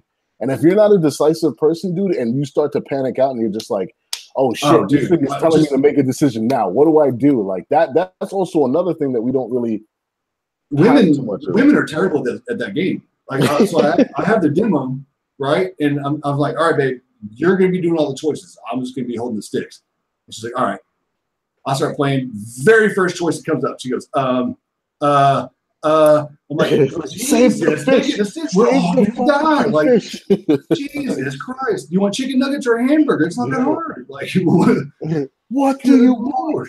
Oh my God, it's crazy. And I say women, and other people out there, oh my God. I'm very a decisive woman. Okay, look, I live with 4 women. Okay, and they're very indecisive. Yeah, every woman, and for the most part, almost every woman I know is very indecisive. Yeah, that's. I mean, it's because they're more calculated. I'm not saying it's a negative. I'm just saying when it comes to like decision making, like quickly, like they're pretty terrible at it. Plus, I don't think niggas care. Like oh, this motherfucker died. All right, cool. Like, you know what I'm saying? Like, we'll roll with it. Yeah, exactly. Like we just keep it moving. Should I? Oh wait, I forget my daughter wants it. I gotta be careful on what I say. Never mind. I was gonna make a funny joke, but I'll refrain. I'll fall back. Let me see. So yeah, I want to. People keep asking me to give a beard tutorial. What do you? I mean, you just got to have woolly mammoth jeans, and then I use this. I use this foam. I'll post a link to the brand, but it's like this foam. You like do 3 squirts after you get out of the shower, so you like damp. You know, it's still damp, and you just rub it all in, and then I blow dry it down and brush it with like a pick. It has all the fucking sound effects, bro. I'm gonna need a Silver Sky soundboard. Right. I'll work on that.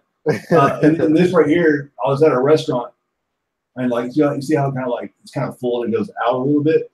I went. There's this black dude that showed up, and we were outside like a patio area, and his beard was like that. It wasn't as long as mine, but it was like it was going out. And so I walked over to him, and I was like, "Hey, how do you get your beard to do that?" Because I thought I was like, "Do you have does a barber cut it that way?" And he goes, "No, don't do that. So it'll mess up the what do you say the fullness of it if the barber trims it that way." He said, "All you have to do is brush it forward, and your hair will train to go that way." And I was like, So I started doing that, and that literally took like not even 2 weeks, and it was like now it'll like dry that way. It'll dry where it's slanted like that. Mm-hmm. But other than that, like it's really that's how you get the waves, bro. Like shit. Well, yeah, this right here, all these waves right here, I can't figure out how to get rid of it. And my barber said that it gives my beard character. It's like he's like that's straighten it, bro. That's I think probably at the. I'm not. My daughter started trying to do that shit, and she burned the shit out of my face. I'm like, no, we're not doing that ever again. Fucking ZZ Tops and shit. Dude, I'm not, like a straight ass beard will look really cool, but that's way too much work. I didn't grow this shit out to add work. I ain't messing with it. Yeah, I'm not doing that. Let me see what else I got on here. So what do you think about Sony saying that they're doubling down on first party? Yeah, man. I mean, yeah, I can't possibly think of how they're going to do, like, you know what I'm saying? They're gonna add more. They're gonna start splitting up their studios and adding more people, and you know what I'm saying? Well, they've been getting more teams, Concrete Genie is a first party studio. They're super small. I think they're like 8 people. Then you got this London studio, which is new. They're the ones that are doing Blood and Truth. I'm still mad that they got rid of fucking Gorilla Cambridge though. Like I'm still tight about that, bro. You know, but I'm thinking though that I don't know if those people left like they were fired. I think they just converted them somewhere else because all these there's like all these VR titles and some of these smaller titles that are first party and they came out of nowhere. I feel like that they just got rid of the name and they put them somewhere else. That's what I think because I'm pretty sure you probably figured it out because then they also got rid of the MotorStorm group, which is they're making some new game or whatever. On Rush or whatever. Yeah, they did get rid of them. I don't I don't quite agree with why they did that. I felt like Drive Club had a shit ton of potential. Yeah. But yeah, I don't know what I mean. There's supposedly a rumor of another first-party studio that they built that's going to be doing the whole continuing of Uncharted. The only way I see that being plausible and or worth it is if they hired Amy Hennig back. Oh God, I don't know. There's a bunch of people that that their names keep on being brought up.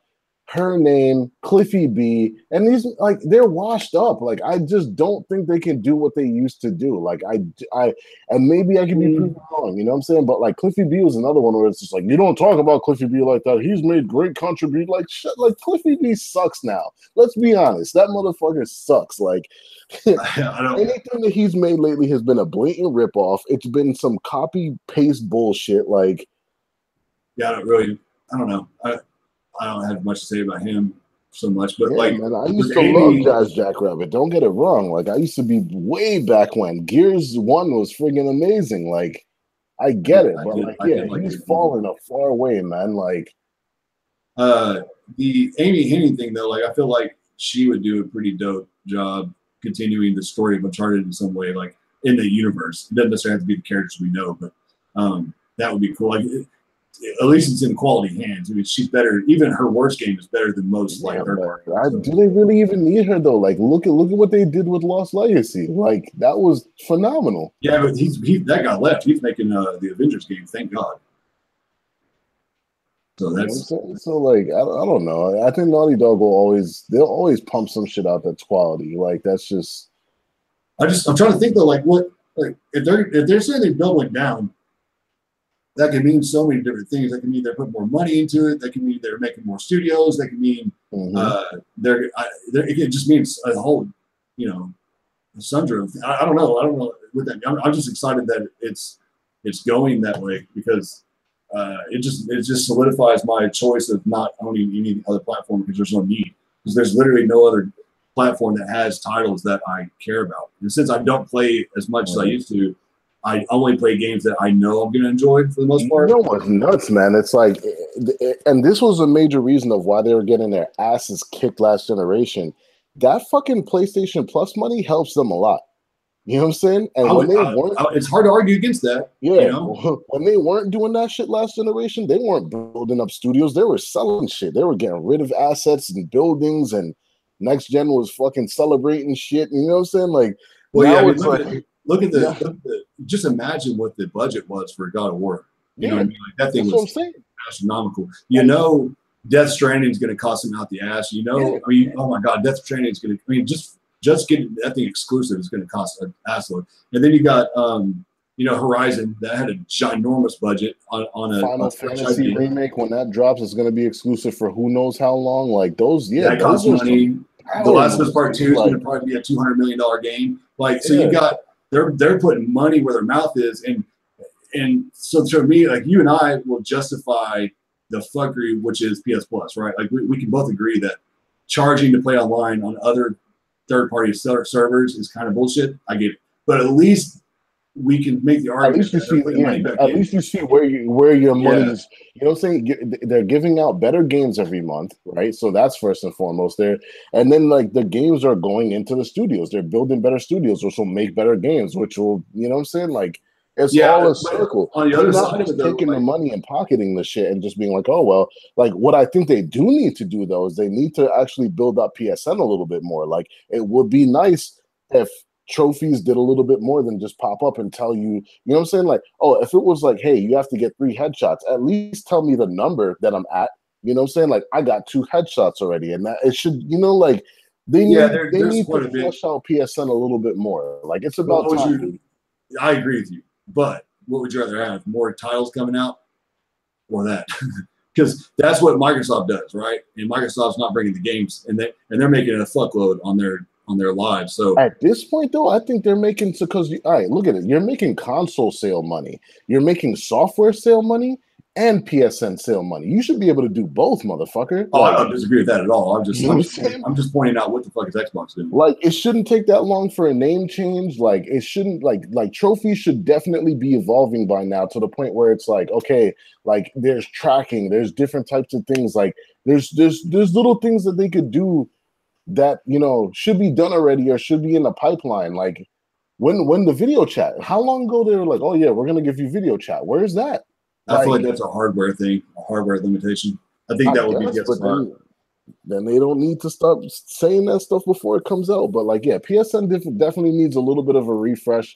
A definite, you know, it's nice every time you have a new phone to get a new you know, OS on there and it feels fresh and brand new again. You know what I'm saying? Like they need to hop on that a little bit, I think. I like the OS the way it is for me. Yeah, personally. I'm not saying I'm not saying there's anything wrong with it. I'm just saying they could upgrade a little bit better and just have some cool new features on there that, like, you know, people have been waiting for a little while. I think for the most part, all the stuff that we've asked for has been done already, except for name changing. But yeah, it could use a new fresh UI, dude. Like a little bit of an update wouldn't be bad. Like, yeah, I know. I won't disagree with that, and I think Righteous is correct. They want to come out of the gate next generation with just bangers all the way through, as opposed to having like a drought in the beginning. They're going to come out just swinging. If they do that, it's ridiculous. Like, yo, Microsoft messed up, man. Like from here on out, and this could even potentially be a problem for Nintendo, because I'm thinking about this new online thing that they're going to be dropping. Like their customers that have the small bit that have been playing Splatoon online or Mario Kart, and they buy these Nintendo console for their kids, and their kids could play. Now they're going to have to pay for that online. You know what I'm saying? And it's not a very good option. Like, it's $20 a year, which isn't fucking much. But it's not the greatest of options for a service. Well, so it's like, my only argument to that would be is how they implement it, or how they utilize the revenue, right? I mean, if they utilize revenue in the same way Sony is, the fans will see the benefits of it. But if they use it in the way like Microsoft does, then it's going to be a problem. Nintendo's into making money and keeping that money aside, dude. You know what I'm saying? Like, yeah, no, most likely they're going to go the Xbox route. Right now, they could be dropping some heat that people have been asking for years. Where's F-Zero? You know what I'm saying? Where's all these? And they could be dropping that stuff right now, but they're like, keep it in the vault for when we need it. Like, I don't think that, you know, they'll probably invest in here and there, but like they don't want to invest into this whole online thing. That shit is expensive. That shit is really expensive. Like, just alone on security, on all this different data and stuff that they have in the background, like just that alone costs money. So it's like they don't want to invest. They don't want to go that route. Like, you also have like Microsoft. You know, they can, the way they solve their first party issue is they need to work like you ride the hype train of that trash ass movie Black Panther, and you say, hey, Marvel, and since Marvel's already made the statement that they're not going to give like the entire Marvel franchise to just one publisher, you know, like Star Wars did. They're allowing individual developers to bid essentially, or they pick the most talented that they believe to take over, you know, the Avengers or Wolverine or whoever, and allow individual developers to make the games like Spider-Man and all that sort of thing. So Microsoft needs to go, hey, we want to do Black Panther, right? Like, all they have to do is say, look, we're making a Black Panther game that's exclusive to play Xbox. Who would they give it to? Who would they give it to on their team? What developer do they have? You go out and you cherry pick badass developers and make it. Like, that's all you have to do. It's not. I mean, doesn't that go against what they just said recently, where they're like, we're not into putting money into other developers. We're gonna.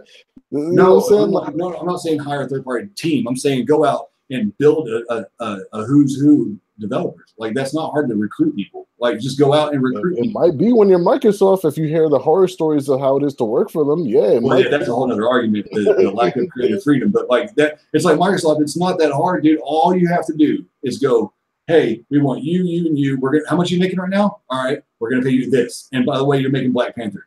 Oh yeah, they're gonna jump on it because it's gonna sell like fucking hotcakes. You know that. And then Black Panther sells consoles day one. Promise you. Just announcing with a title. You don't even have to show gameplay. Just say we have Black Panther, right? It's exclusive to Xbox. And by the way, you throw out like 3 developers' names that everybody knows. These are the guys that are working on it. We've started a new studio. Boom, you're selling consoles. It's not that hard, guys. Like, and you have all the money in the world. Because I don't know if Microsoft is into really putting out, like, if you look at their last couple of games, they've been very low budget games that, like, State of Decay, we could laugh at and be like, oh, whatever. Like, what's going on, Billy Too Smooth? What's up? Yeah, like a lot of those games are not. They couldn't have cost that much to friggin' make them. Like, they're gonna make a return on them. I think that's what they're into now. Just making games that are like, all right, cool. People are gonna buy them. We can make a return on them. Like, yeah, that's like, what I was afraid of with Game Pass. That's what I was afraid of. They're literally doing what Nintendo does, but Nintendo has gameplay and you know, nostalgia and characters. All this exactly. Like, they're trying to pull a Nintendo where it's like Nintendo games aren't intensive at all. Like, they're very simple little games to make, but they have all this other stuff that pushes that. You know, great gameplay and like tight controls and shit like that. Like, they might not have the best stories, but everything else pushes them along. And I think Microsoft is trying to get to that point where they're like, all right, we're trying to cut out all this story stuff. We're trying to cut out putting millions of dollars into a game, into these big high budget games. Like, Sony's the only one that's pulling that shit right now. You know what I'm saying? Like, well, I mean, yeah, you're 100% right. However, when it comes to like BlackPanther, so Mr. Righteous said Xbox players don't support Microsoft games that much. And he's right. I mean, if you look at the games that did come out this generation that were single player heavy and all that, and fresh IPs like Quantum Break, you know, what's the other one? Sunset Overdrive, they weren't supported. That's true. But that's where you go with a giant title like Black Panther, and everybody's buying it. And you're not, and then on top of that, you're growing your player base because you're going to be able to expand out, because there's going to be a lot of PlayStation guys that go out and buy that simply for that game. I mean, that's just the reality. Like, you're right when it comes to new fresh IPs that we don't know anything about. But you bring, that's the thing about it, because like even the Sony thing, right? When they got Spider-Man, I think they did it in a way that probably saved them a shit ton of money from just buying it out. Like, you're talking about Microsoft just throwing tons of money to get Black Panther. Like, and I'm just throwing this out there. This is the way how I think it was. When Marvel asked for the rights for Spider-Man, and they're like, we want Spider-Man in the Avengers and everything else like that, Sony was like, all right, cool. Well, if we're gonna do that, then let's get the rights for the games on deck. And they worked out some sort of deal. So I'm thinking it was not just money, you know what I'm saying? It's the fact that they negotiated. They also had the power to bargain. Exactly. So they had the power though, so they allowed them to do that. That's what I'm saying. So it was more than just the money, because I'm pretty sure if you want to get one of those games from Marvel to produce it, you probably have to spend ridiculous amounts of money. Like, that's it all depends on how you negotiate. You know what I mean? And Microsoft is, I mean, there's no doubt they're about to be $1 trillion company. They got ballers over there from a business standpoint. Just send those dudes out, go to Marvel, say, look, we're about to build a dream team for you. We want Black Panther. Let's work. Let's get to work.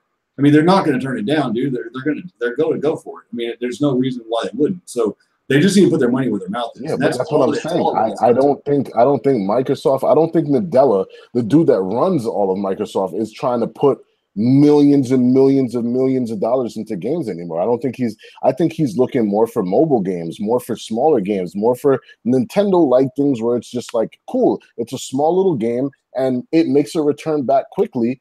And anything over that, you're making shit tons of money. They're going more towards the service route, which is like, cut out single player. Let's give you more multiplayer. All the things that they're doing are just clearly not big AAA titles. Like, it's. I mean, I don't know what's going on over there. I don't know why they don't see how to build their base. It doesn't make any sense. Righteous said Sony's in a good place to make demands. Yeah, you're right. Because whenever you're the platform leader, you, like, for instance, if Microsoft wants to buy the exclusive rights like Battlefield 5, right, like where they get stuff first, you have to buy out the potential sales that studio is missing out on the other platform. By going to your platform, right? So they got to spend 3 times the money just to because you got to remember, if it's a Ubisoft game as an example, they're selling like what 3 to 1 on PlayStation. So you have to buy those purchases. You have to, because Ubisoft's going to go, well, Sony, we already know, here's the figures, this is what they're going to sell. So if you want to take that away, you got to make up for it. And they're not going to just go like for like. You can't just match what Sony buys. You got to outperform that to get the rights. And so they have to spend a lot of money to get those deals. And that's just ignorant at this point. But so yeah, Sony's in a strong place of power, and they're taking that momentum into the next generation. It's never like the Xbox heyday is gone. It's finished. From here on out. Because here are the things that Microsoft had in their pocket last generation, dude. They had the multiplayer thing where you could meet up with your friends and chat and be in party chat and all that other shit, right? Then Right. they were getting Xbox Live money. Those are the two factors that had them killing PlayStation last generation until the end, where the games and everything started coming in a lineup. Now that PlayStation has that shit, it's over. They'll never. That's why you can't build your business model off of features, because anybody can copy a feature. Exactly. Once those features are gone, it's a wrap for Xbox. They'll never get back that fan base. It's over. Like.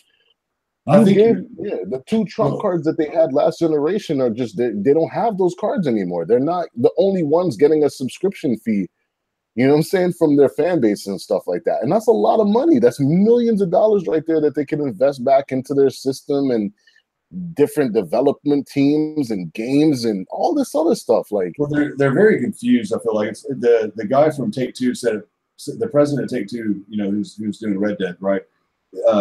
He said it perfectly. He's like, look, you can't chase the Fortnites of the world, because if you chase Fortnite, you're not even going to come in second. You're going to come in last. You got to be your own. You got to carve out your own path, right? And that's where Nintendo's always done really good with their own path. Sony's done their really good path with their single player big budget title experiences, and Microsoft's left over here trying to find their niche. And so they're constantly chasing, as opposed to trying to carve out their own path. And they're so confused right now. And that's clear as day. And just look at their titles that they drop. They don't know what they want to be. And that's the problem. So, like, you know, and that would be the argument towards the Black Panthers. Like, you know, it's like, what's Righteousness saying? It's like, well, their fan base don't pay for those titles. And that's where I think. How much money would they have to put in? Like, I don't, like, once again, dude, I don't think Nadella's all about, like, all right, cool. You know what? Xbox Live money is coming in. That's great. Xbox Live money is coming in, and we're going to put it towards little smaller games that are going to make money. And after, you know, it sells 1 million, 2 million copies, we're making money back. You know what I'm saying? Like, I don't think he's into the games that are going to be, you have to sell 4 or 5 million, then you start making money back. He's not doing that anymore. Like, it's just. Well, then you just apply that game. Spider-Man, dude. Spider-Man probably, like, you look at that game and you're like, they poured money into that game. Like, period. Like, it looks ridiculous. Like, well, there's something about Sony's team that selects, you know, the games that they're going to market, whether it's first party, third party, whatever. Like, look at Ghost of Tsushima. Right? If you're paying attention to gaming culture, how many people have been begging for a samurai game, a Tenchu game, you know, Assassin's Creed in Japan? You know, like it's for like what 10 years now. People have been begging for this like big AAA budget Japanese-based ninja type game, right? And so somebody's seeing this, and they're making sure that dialogue is still out there in the streets. And then once they saw that, they're like, all right. Sucker Punch comes to them at the perfect time. They're like, hey, we want to do an ancient Japanese, you know, 1500s samurai game. And they're like, dude, go for it. Here's a fuckload of money, because we know that the crowd that's out there, and it's not just PlayStation fans that have been clamoring for that. That's on every single platform. There's an install base of people, or a potential install base of people that want that sword play. They want that ninja. They want that Japanese lore. And so now they're about to capture all that with Ghost of Tsushima. And I think people are not sleeping on the game because everybody's excited for it, but they're sleeping on the idea that that game can sell gangbusters, because we've been wanting that type of game for so long. Sony's really good about finding that one title that everybody wants. Like, look at Bloodborne. Like, they put money into that. And why? Because people have been begging for that Souls type game. Because when that came out, it'd been a while since we saw a Souls type game, right? And so they're able to find those little niches. That's one other thing that's been kind of, because like even Kid Smooth the other day came out with a video where he is like, do we have to worry about Days Gone and blah, blah, blah, and this and that. And I'm like, really and truly, every PlayStation game doesn't have to be a perfect 10 out of 10 out the park. Like, even the slowest PlayStation games were selling. Like, who would have thought Persona would have did? What is it, like 2 million now? Like, those are games that used to sell like. Well, it did so well that they're already making 6, and Yeah, it's going to have half the development time. So that's that's what awesome. I'm saying. Like, Yeah, it doesn't have to be a perfect, like, now there's like this greatness bar for freaking for Sony to always have these games that are like ridiculously well received and this and that. It's and like people forget the motto for at least last generation and this generation has been if they make 10 games, they only need 3 to be a hit. yeah, Or I make think money. this generation, almost every game they've produced has been a hit, Almost except every for single like, one of them, right? yeah, Outside of like maybe The Last Guardian, because even the order sold well. The order sold well. Drive Club, I think, is okay. Over 2 million on both of those. So like look at Concrete Genie, dude. You can't tell me that's got a big audience for it. It just doesn't. Yeah. But there's the folks that are going to buy it are absolutely going to love it. Like, that game was amazing to me. That's what I'm saying. They just take chances. I was looking at it today. Like, yo, I would love to play it if it was my type of game, but like it's great that they have a game that I'm not into, because you know what? Just for that one person out there that's gonna like that game and buy a PlayStation for it, it's worth it for them to have all these different experiences and all these different games that play different, different titles and different ways to play it. Like, that's to me, that's where it's like my argument to all these people are always questioning why I only play on PlayStation. It's like, well, because they have such a diverse amount of games. Like, I can get into a funk. Like right now, it's like, dude, I really just, I'll see the menu, I'll see all my games and my backlog, and it's like, none of that's speaking to me right now. I don't feel like playing any of it. But then it's like, oh, wait a minute, I saw this demo for Wipeout for VR. I haven't cared about racing in forever, but it's in VR and it's a little, futuristic. Let's try it out. And I fucking love it. Now I'm going to buy that game and play it, right? Like, so there's just a wide variety of games on there. On the Xbox, when I had it, that never happened. It was like, there wasn't anything on there that was just, they're also similar. And let's be honest, there was nothing really on the 360. And the 360 is a crazy machine. I enjoyed my time with it, but when you look at majority of the titles that people were picking up and buying, they weren't exclusive. Mass Effect came out early. BioShock. That's not entirely true. The Xbox Live Arcade or whatever, they had a bunch of badass titles. Yeah, the little indie arcade titles, but I'm talking about like the main ones, the ones that people were buying. They're buying it for Mass Effect and Elder Scrolls and BioShock, all these third-party games that, because they came out on the 360 first, felt like exclusives. And now that's not really the case anymore. You can't Microsoft can't get nobody to really come out with something. Even look at Tomb Raider. Tomb Raider came out on there early, and it was just like, yeah, we're not doing that again. Like, you know what I'm saying? Like, yeah, I don't. They're in a really bad spot. That's where I feel like they have to find their niche, and part of it, I think they're going to go. It was features, bro. That's what I've been trying to tell you this whole time. The niche was features and the fact that they got Xbox Live money. So they could stretch, they could do things that generation. Now that everybody has those features, everybody has online, everybody's giving money and taking money for freaking services. It's a wrap. It's over for them. Like, there's nothing they can really do. Well, for me, it's gonna. I mean, at the end of the day, it boils down to creative freedom. Until they prove that they are allowing devs to do what they want, I don't care to ever support them again. So, well, I mean, they got Hellblade finally.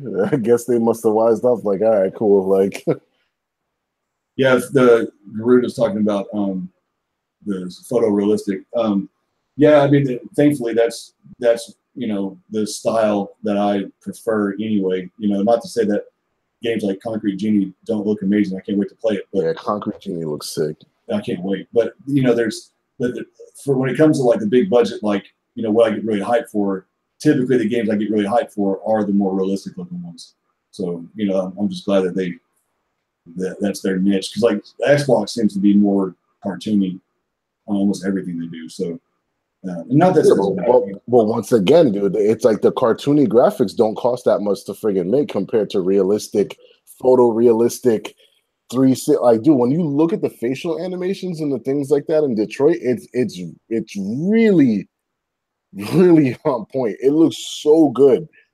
And that's what I'm saying. Like, I don't think they're into putting in as much money as they're making now. And it seems to be working out for them, because like I think they're breaking, they're getting if you look at like their financial stuff, they're actually making money on Xbox Live and stuff like that now. And you know what I'm saying? It's like because they're not putting out as much as they're taking in right now. They're just, which is got me really curious. Like, what? I mean, I guess if you mainly play like third party, like sports titles and the Call of Duties and stuff, especially if you have the X, it makes sense why you stay on that side. But if you are into any kind of storage whatsoever, I don't know why anybody would not have a PlayStation at this point. Like, it just doesn't make sense. I truly, like, if you claim to be into stories and you're not playing on PlayStation, I don't know what you're doing with your gaming life. It's really odd. It doesn't make any sense.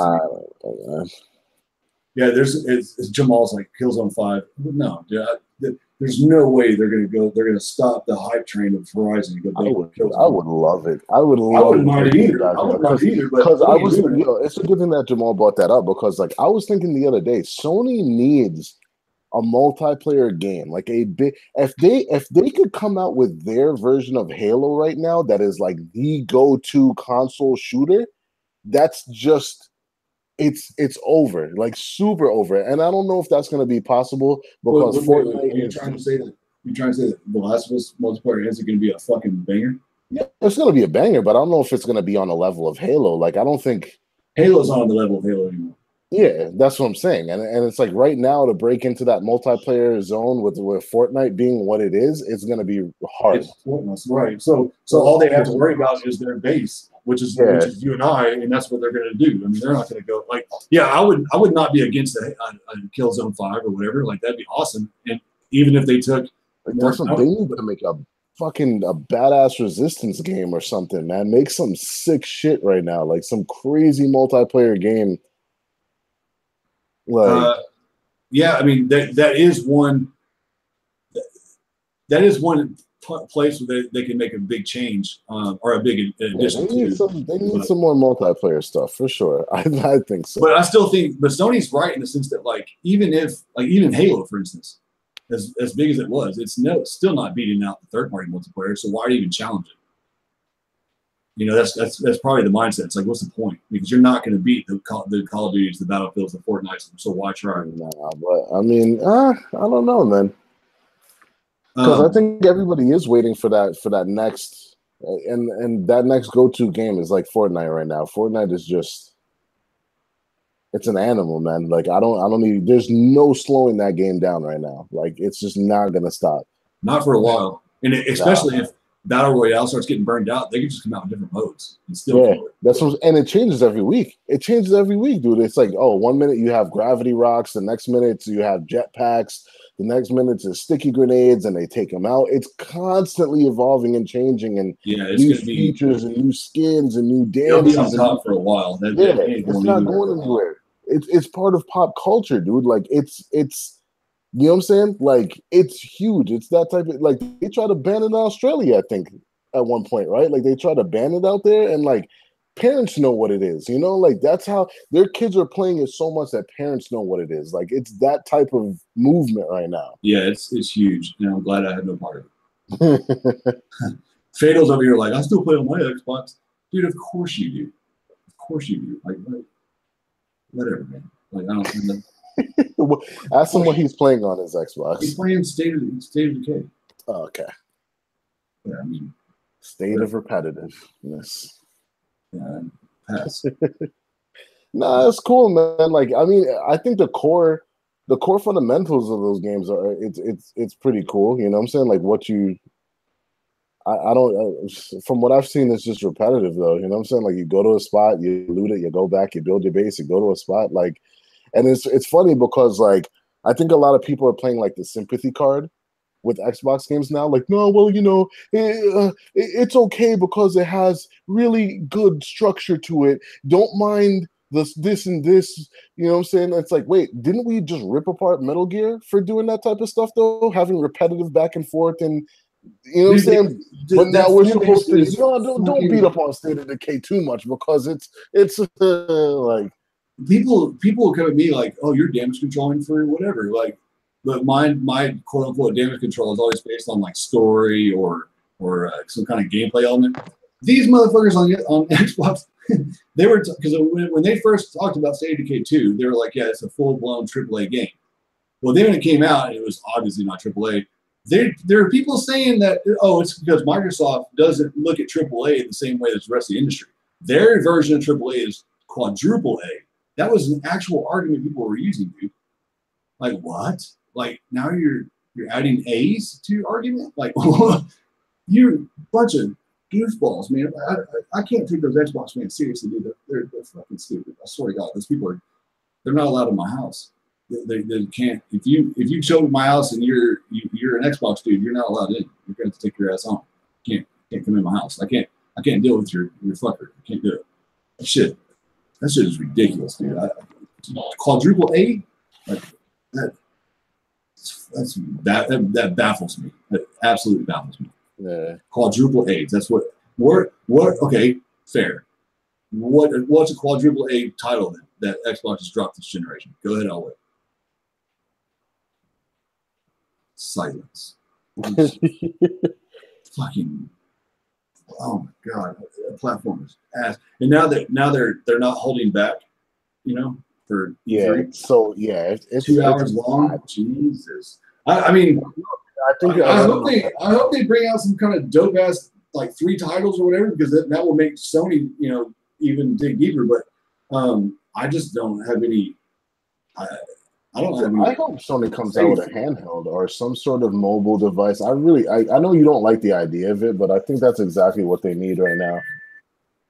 I'm afraid that Sony's too. You got to look at history, and like they just suck at promoting their peripherals. I mean, look at VR; it's still not like not. Like my damn 3D audio headset. I mean, their first party titles are amazing to me because like when they did that whole PlayStation 3 Slim thing with, like that promotion was great. Why can't you do more of that? People like funny commercials that are engaging, that just show you what there is. Like, I don't. Who was the when they had like the VP, Kevin Butler?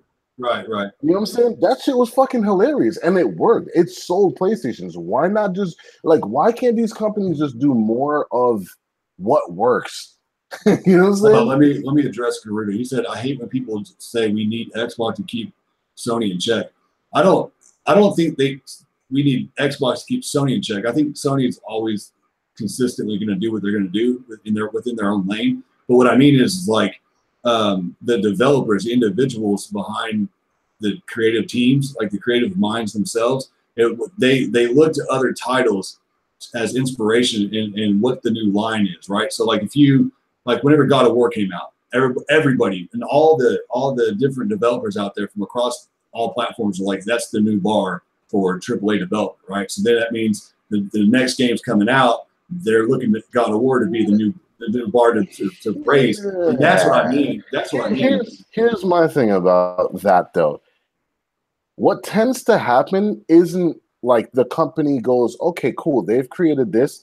Let's create something that's different, that's in the same realm. What they tend to do is like, they created that and that works. Let's copy that shit completely and make the same game.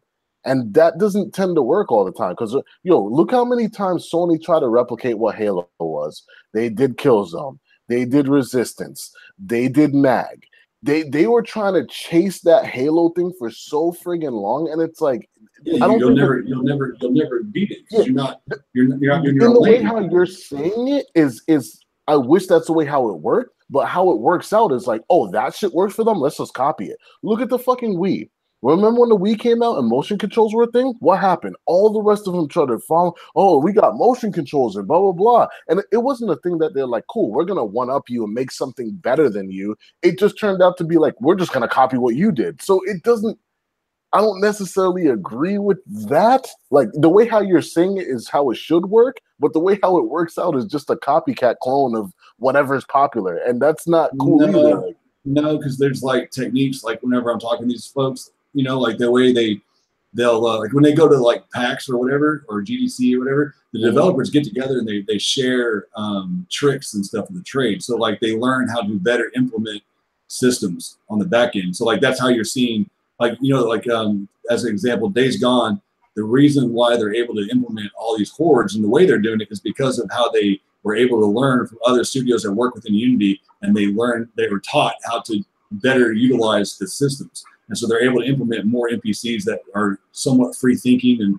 that's what I mean is like without competition, you wouldn't have that competitive drive to push the envelope as fast as they do. That's what I mean. Like, here's the other thing about it though. I don't think it actually affects Sony. I really don't. Because when you think about it, when they were there with just Nintendo, and when it was Nintendo and just Sony, they created a lot of their best fucking IPs that they've ever had in the PlayStation 2. The PlayStation 2 is still the greatest PlayStation console of all fucking times. Period.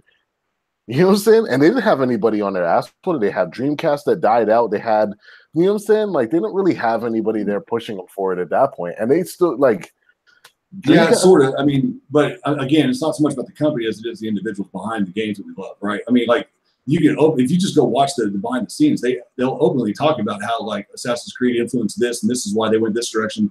And like if you didn't have, and the reason why I bring up Microsoft as the competition is because they have the money to pour in like some true innovation. And my example of that would be like, let's say Crackdown 3 comes out and their environment damage is something like we've never seen before, right? So that will be the new standard. And then you'll see like Battlefield 6 implement even better environment damage because that was the new bar that had to be, you know, that's what I mean is that Microsoft actually has the funding to come out with these titles that pushes the bar and pushes the envelope. That's what I'm saying. That's what we need because the industry as a whole, because like the way I look at it is like third party is in competition with first parties on both sides. So you need to have all these people striving to be the new god, right? And like Red Dead, I think it's going to set this new bar for open world that like I don't think a lot of people saw coming. This shit, from what I've gathered, this new Red Dead open world is going to be something we've never seen before. So like that will be the new bar, and you'll start seeing improvements across the globe. That's also the other thing that the bar that fucking Red Dead and Rockstar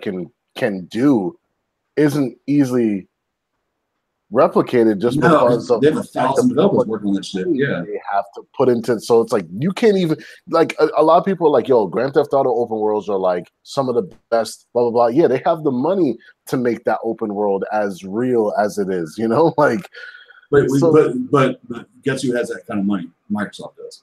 Yeah, but not in the gaming department. I don't think. Yeah, sure, but my point is like, and I'm not saying they have to be able to make a game that's better than Red Dead. What I'm saying is that like even just a system like, you know, the environment damage, which they're clearly working on Crackdown, if they pull that off, that's going to change the industry for the better. You know? I'm not saying it's going to work or it's going to happen. I'm just saying that it's because I don't see how destruction helps Crackdown in any fucking way, shape, or form. Like it's cool to watch shit blow up or fucking, you know what I'm saying? But what does it add? Oh, it adds panic for me. Like dude, think back to Bad Company 2. When you're in a house, you're a cop that can jump off a building top and like just tuck and roll. Like, dude, what panic is there for that? No, like, I'm saying like, Bad Company 2, right? One of your favorite multiplayer games. When you're in a house and somebody shoots that bitch and it starts to fall, you hear that sound before it falls on top of you. You try to get out real fast. Yeah. That right there is what environment damage does for you. It's fucking awesome. Yeah, in a realistic game that's, you know, and it still never made me like, I was just like, I gotta get the fuck out of here. But like, I don't think it's gonna add. You know what I'm saying? It's one of those things that it's like a selling point that they try to, destructible, blah, blah, blah. And then when you play, it's just going to be like, all right, cool. Like, it's cool that these buildings can drop. You know what I'm saying? Like, like here's another example. And I know that's just an example. Like, that's just, you're just throwing that out there. Yeah, here's another example. Battlefield 1. I was running from a tank, and it was like shooting. And I was like, panicking. I was like, oh my God, I'm going to die. Fucking tank. I was all mad. I was like, I hate tanks. So I'm running, and he misses, and he shoots in front. The round hits in front of me. And it puts a big ass crevice in the ground. So I ran and I dove in it and I was prone. And so he drove right over my head. And so I was able to get out and get away from him. I was laughing my ass off because he allowed me, or he enabled me to get away with his own, you know, misplaced shot. So it's that environment damage allows for really cool dynamic gameplay moments that like you just don't get without that being there. And Crackdown 3, based on what they said originally, had they implement, or if they implement all of that, that's going to be really fucking cool. You know what I mean? Like, so there will be some really cool gameplay moments that will happen. I just don't see the.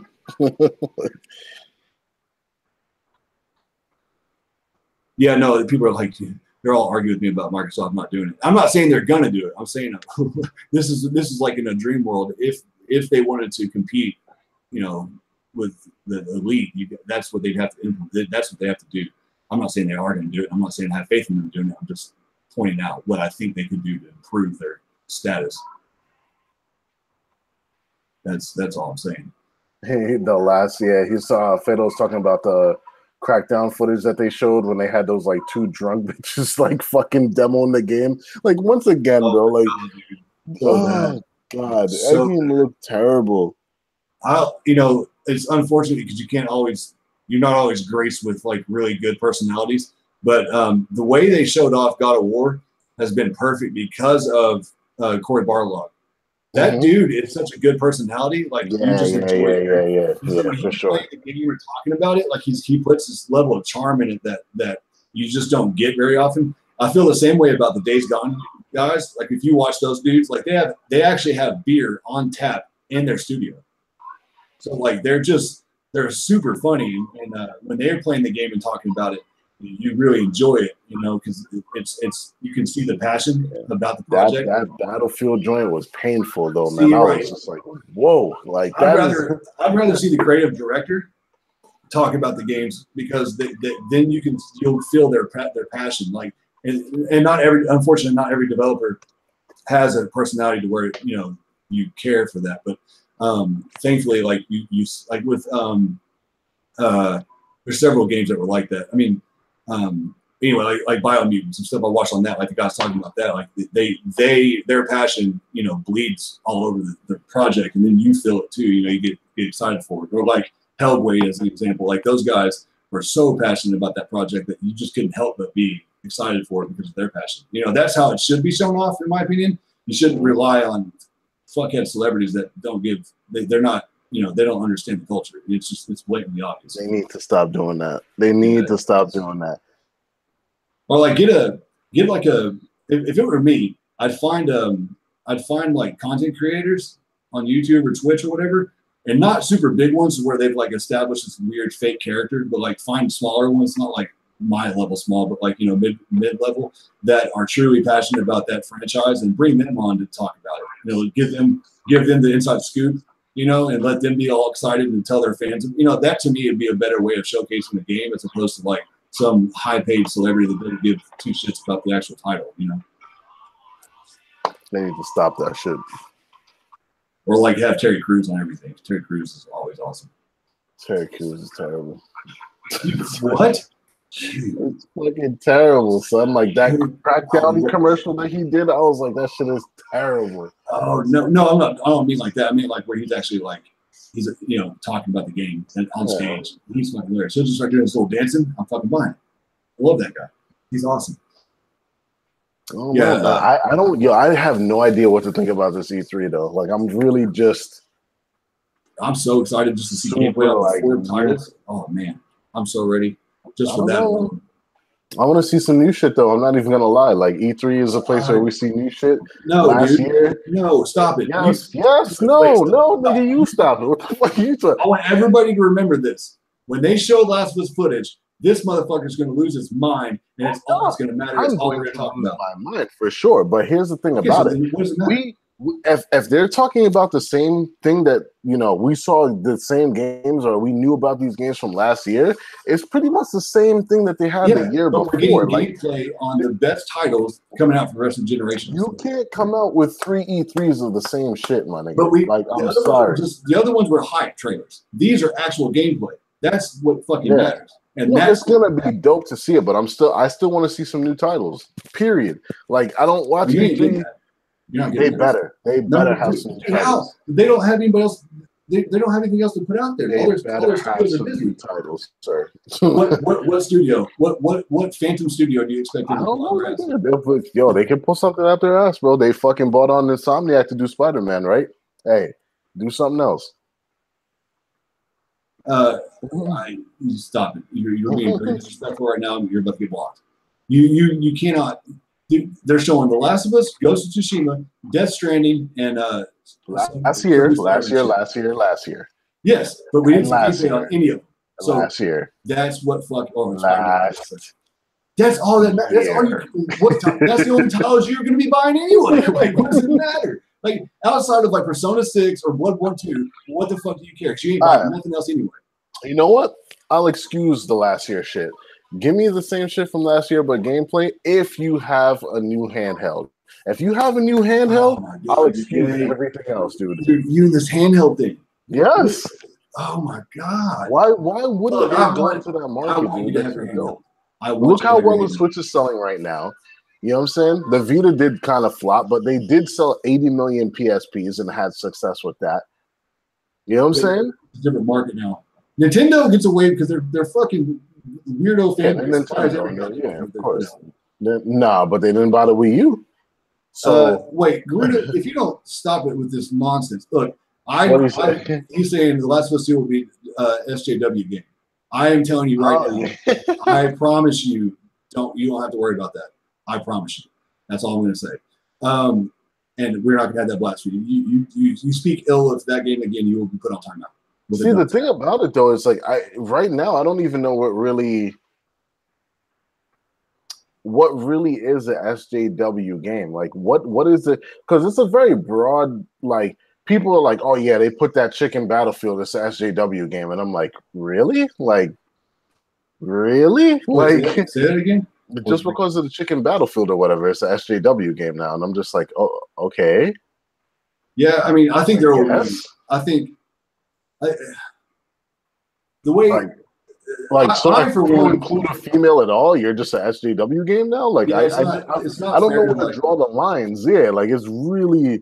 So for me, from my perspective, as a white, straight, bearded male, I want there to be more diversity in games simply because I love storylines or stories, and I want to see more characters that are different from what we're used to, because we're going to get cooler stories with different lore. Like as an example, the Assassin's Creed, the most recent one, the Origins, that was awesome because of like their nationality and their beliefs, and it was just neat. That's so one different. thing that Detroit has in spades, dude. There's tons of just different looking, There's Asians, there's black, there's white. Right, and every culture is motivated in different ways. Like kind of like in Horizon, right? Like each tribe that you came across was different, and they had their own reasons for doing what they were doing. Like I like that for storytelling. So if you're going to put that out there, and yeah, in the social realm in real life, like yeah, there's a lot of SJWs PC stuff that I fucking hate. But in the gaming world or storytelling or film, I like to see different folks being the lead. Like I think we need more of it. You know what I mean? Like and so if they do that, it says Vita flopped and the Switch is killing it. They don't want to compete with that. I think they do.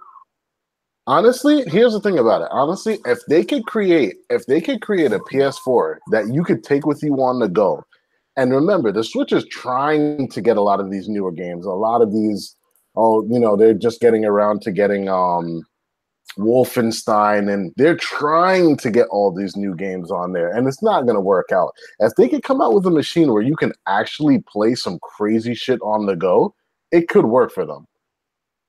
It could work for them. The Vita flopped, and that was because at that time it was too expensive for them to make. Like the Vita was ahead of its time, and it cost too much to actually make a game that was for a portable.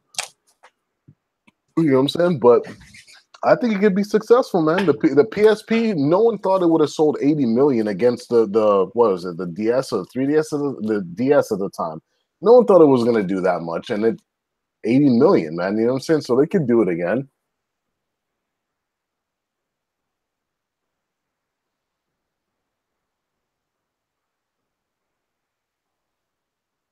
Yeah, Soul Sacrifice was a badass game.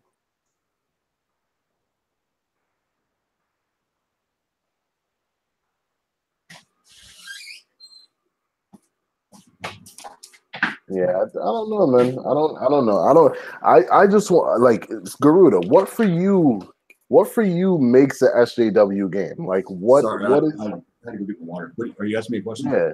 No, I was asking Garuda because I want to get to the bottom of it because I really don't know. And I think it's personal for everybody with the whole SJW thing. I'll give you an example. But before I go into the example, I will give a short story because people like my stories. So, and I think I've already told you this, so I apologize to Dooley for having to sit through this game. But I'll pull in the beast mode chick that was in the Last of Us Part 2 trailer, right? Everybody lost their goddamn mind when they saw this muscle bound chick, and they're like, oh, SJW. Now, fast forward to real life.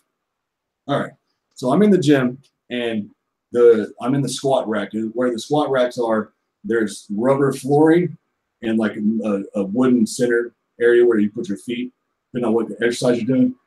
But the weight, the plates themselves are sitting on rubber, right? So I was doing deadlifts, which is where you have the barbell and you have plates on the sides of it, and you have it set on the ground. You bend down, you grab it with your hands and your shoulder width apart, and you pull it up in the air, and you have it like resting where your belt buckle would be.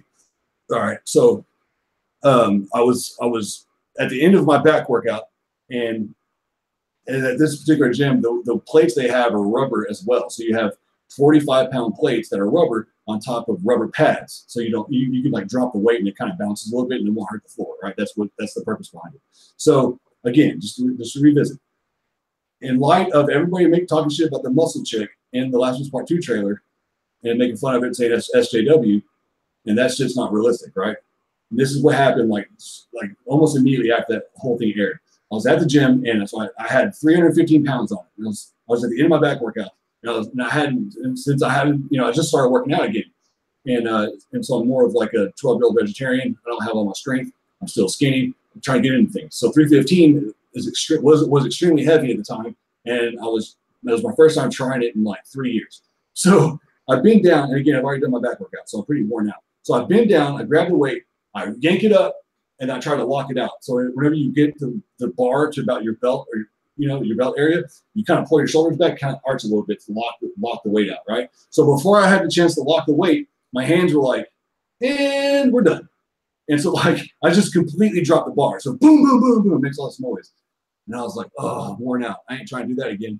So I walk over to the side, and I go to start taking the plates off so I can re-rack all the equipment, because I'm not one of those assholes that just leaves everything laying around. And so I go to do it, but I'm so worn out and my hands are dead that when I go to try to grab the rubber plate and scoot it off the rubber mat, nothing was happening. I was getting no give. So this voice comes over my head, and it goes, would you like some help? And I was like, damn, when did my conscious become a female? Like, is Siri in my head? And I look over, and it's a girl, and she's like, I don't know, 5'4", 120 pounds. And I was like, yeah, that'd be awesome. So in normal weightlifting world, most people will straddle the bar, reach down, grab the bar, and pick up on it a little bit so you can just get a little bit of clearance so you can slide the weight off, right? No, it's not her. She bends down, deadlifts the weight, picks it up off the ground, 315 pounds, and not only does she just pick it up, right, she walks it to the rack and racks it up for me. Now, do you know how much I felt like a straight bitch? I was like, oh my God, because she's 120 pounds and I'm like 200.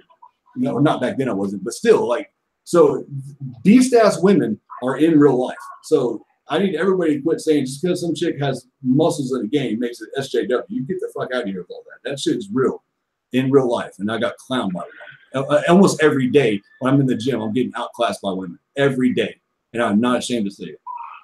So, I don't know. I don't know what classifies as SJW in this gaming streets, because I'm trying to figure it out. You know what I'm saying? I don't know. Now here's where SJW. Here's a prime example of SJW, or what can be perceived as SJW. Without knowing context or timeline of the trailer that we saw, the one that I was speaking about with the muscle girl, I think it was Liv, what I thought was a boy, the shaved head person. Mm-hmm. I think that's a transgender, and depending on the context and the story around her, or him, or her, or whatever, that, in my opinion, and this is all, I'm speculating, but if you're in a post-apocalyptic world where you got fucking clicker demons and factions of humans that are just vile, would that really be a thing anymore? And I'm not saying that, I'm not trying to get into the debate if they're born that way or not, because that's not what I'm referring to. I'm saying, like, in that world, you're basically tuned into your animalistic survival instincts. Are you going to be like, there's no hormones and all the stuff that those folks need. Like, that to me seems like it's just being forced on us. And you know, but as long as the story's written well and it makes sense, then I don't care. But that would be an example as to what an SJW thing would be, to answer your question. That entire story I just gave was based on giving you an answer. But that is what I would perceive as, you know, SJW. Or another example is have you seen the new model for Laura Croft? No, I don't really pay attention to her. She looks a little heavier. And not in a way that would make sense to like, okay, it's like, did you watch my No Tomb Raider No video? Yeah. Okay, I'll talk about it in there. It's like, if you have a chick that is acrobatic and she can climb like mountains, yeah, she's going to be like really low fat and muscular as hell. And I showed pictures of actual women that do that. It's like, that is the actual, like, I don't know why people are so, and Naughty Dog's included in this, why are they so afraid to give people curves? That's what I'm saying, and that's real woman shit. Like, yeah, like it's not even take gender out of it. That's called the human anatomy. Like, if you're athletic and you do like rock climbing, your body's going to look like you rock climb. Like, why? And just because a woman does athletic types of activities, she will develop an ass. That's what happens with the human body. Happens with me. It happens with my wife. That's just the way it works. So why are they so afraid of giving a woman curves? Like, that's how the human body works. And that's what we celebrate. That I will definitely say is some SJW shit, because it's just like, you're afraid to just give women curves and bigger busts and shit like that. Like, I don't like that the new Tomb Raider isn't really, she's not a sex icon like how she used to be. You know what I'm saying? Like, that used to be a big thing. And that's where me, as a father of 3 daughters, like the old school Tomb Raider, well, if they were to keep that going, I'm not against it. I'll still play it. But I do like the new direction of the more realistic, like Girl Next Door. I like that. Because that shit can give you false fucking pretense. Like, yo, yeah, you could do anything, blah, blah. And it's like, no, you can't. Like that's what, remember the whole argument with Dossie the other day? And I was like, bro, like, that chick would have been dead as soon as the boat went down. She had no training, no nothing into this whole joke. You think that shit's gonna go down when she's just running through the Congo? Was that suspension of disbelief or whatever? I mean, part of that. Yeah, playing games. You can't I don't care if you're a man or a woman, whatever. You're like, stop it. Well, dude, look at all the shit. Look at all the shit Nathan Drake's lived through. Like, come on, like, you can't. But like, when it comes to like, but at least he had the training for it. You know what I'm saying? Yeah, it's not believable what he does by any means. He's grabbing on the cliffs by a fucking pinky toe. Yeah, they kind of talk away by showing his, you know, him as a child, and he's been doing it his whole life. Yeah, like, they kind of did it in a weird way with Tomb Raider. I'm not disagreeing with the story. Like, she legit didn't do anything until that boat went down, and all of a sudden we're supposed to just. No, I don't. Nah, man. But here's what I'm getting at, though. The reason why I like the new model of Tomb Raider is because it's the same reason why I like Aloy. Aloy, the way she would walk and sway her hips and stuff, like, she had this like sex appeal to her without being super revealing. And I'm not saying you should not have games like Nier. I remember looking at remember when they used to have like the game books and stuff like that, and then they used to have like the swimsuit issue and stuff like that. We can't do that anymore with Lara Croft. Like, it's just. Yeah, well, that's where they're talking about SJW PC stuff. That's where you lose that. But here's the silly thing, though, right? Like there's girls that like those outfits on their girl characters. I mean, so the people gotta kind of, you know, like the Nier Automata. You know how many women love that game? You know, like, yeah. So I'm not saying there's people that cosplay like that. So it's just like, obviously, and I'm not and you know, is our industry over sexualized? I would say all of marketing across the globe is over hypersexual. You know, I mean, that's because we're human beings. That's the way it works. But I don't think the gaming industry is hyper. Dude, look at Nathan Drake. Is he ugly, man? Like, come on. No, but does he have his shirt unbuttoned just show his chest hair just because he's hot, or is it because he's got, you know, the sexy chest hair? Like, you know what I'm saying? Like, come on. Literally, let me see. Literally, the only time that he really, really got buns that I could think about it, if I could think about it, was 2.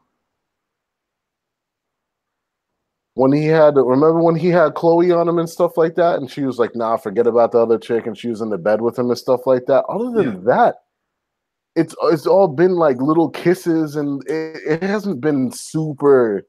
I don't know. I felt like Uncharted 4, well, within the story, like the way they portrayed his, Drake's and Elena's relationship was very good, very spot on, very Yeah, it's good, realistic. but it's not over sexualized. It's not nothing. No, but there was sexual. They had sexual eye contact and stuff. I mean, they did. Oh God, They did a splendid job, dude. They did a splendid job. Stop it. They did a splendid job. And I felt like, yeah, I yeah. thought, in the way like the banter back and forth between Chloe and Nadine was, there was sexual stuff in there too. That was not. I mean, it was good. Like I thought that game was gonna be full of SJW nonsense, but it wasn't at all. So there are games that are doing, like, I would say that.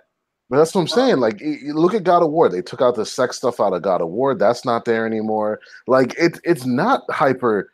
Like, I can't think of the last game that I played that I was like, holy That's shit. what that They is, actually, though. That's the like, argument. yeah, that's no for SJW stuff. What I'm saying, I don't think it's hyper sexual to the point where they need to crack down on it because there's titties in every game. Like, No, I wasn't saying it from a negative standpoint. I was just saying in general across every medium it is. I mean, there's a reason why, like Rihanna does what she does. I mean, it's people like watching that shit. So, I mean, I don't know. Like, I just wish that they would. For me personally, when it comes to games, I wish that the body types of the characters would match the activities that they're doing. That's all. To me, that bothers me to not see, like God of War, right? Like Kratos looks like he fucking wields an axe and chops motherfuckers in half. Like that's the way it should be for all genders, both genders. Like I don't understand why it's not that way with like Tomb Raider. It just bothers the fuck out of me. Like that's not doing women justice in my opinion. I mean, with the whole Tomb Raider thing, it's like she was never that way from the jump. You know what I'm saying? So I get where you're coming from, and I agree with it. You know what I'm saying? But like, she never fit her environment or what she was doing from jump. Like it's Oh, you mean always the old been. ones? Yeah, the old Yeah, the one. old one was She was super like a sex symbol. sexualized, and even this one is like she's super soft looking. Like she's not, you know what I'm saying? So she never really fit what she was doing anyway. But Well, take that first character model for the remake or whatever, and just add some more like muscle definition to her. I think that's the perfect Laura Croft. I think that was awesome. But yeah, but I don't know. We'll see after this game because she's finally going to be the Tomb Raider, right? Like she's finally gonna. no, she becomes the Tomb Raider. Is what they said. Yeah, that's what I'm saying. So she's finally At the end of the game, at the end of it, and it's gonna be fucking stupid again. Like I'm not excited for that game at all. Like they those people don't know what the fuck they're doing over there. They really don't. They truly don't know what the fuck they're doing. They have a great franchise with spectacular lore, and they fuck it up. It's like they literally could carve their own lane and be, oh my god, it'd be so dope. Like it's basically combining Uncharted with Max Payne 3, dude. That's the game. That's what it needs to be. Because that way you're blending the new with the old, and there you go. That's a hit title. That's fucking wrecking everybody. It's not that hard to do. I mean, come on. But it is that hard to do. I guess. Obviously.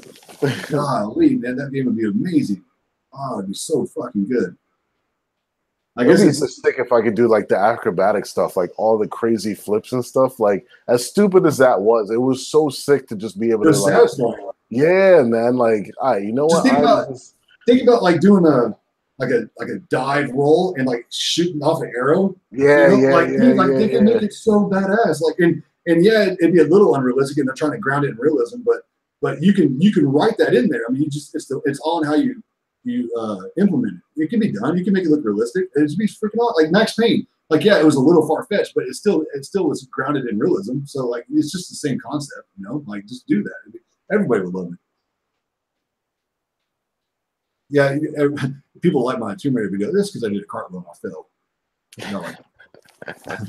We're running in the background all retarded and shit. That shit was funny.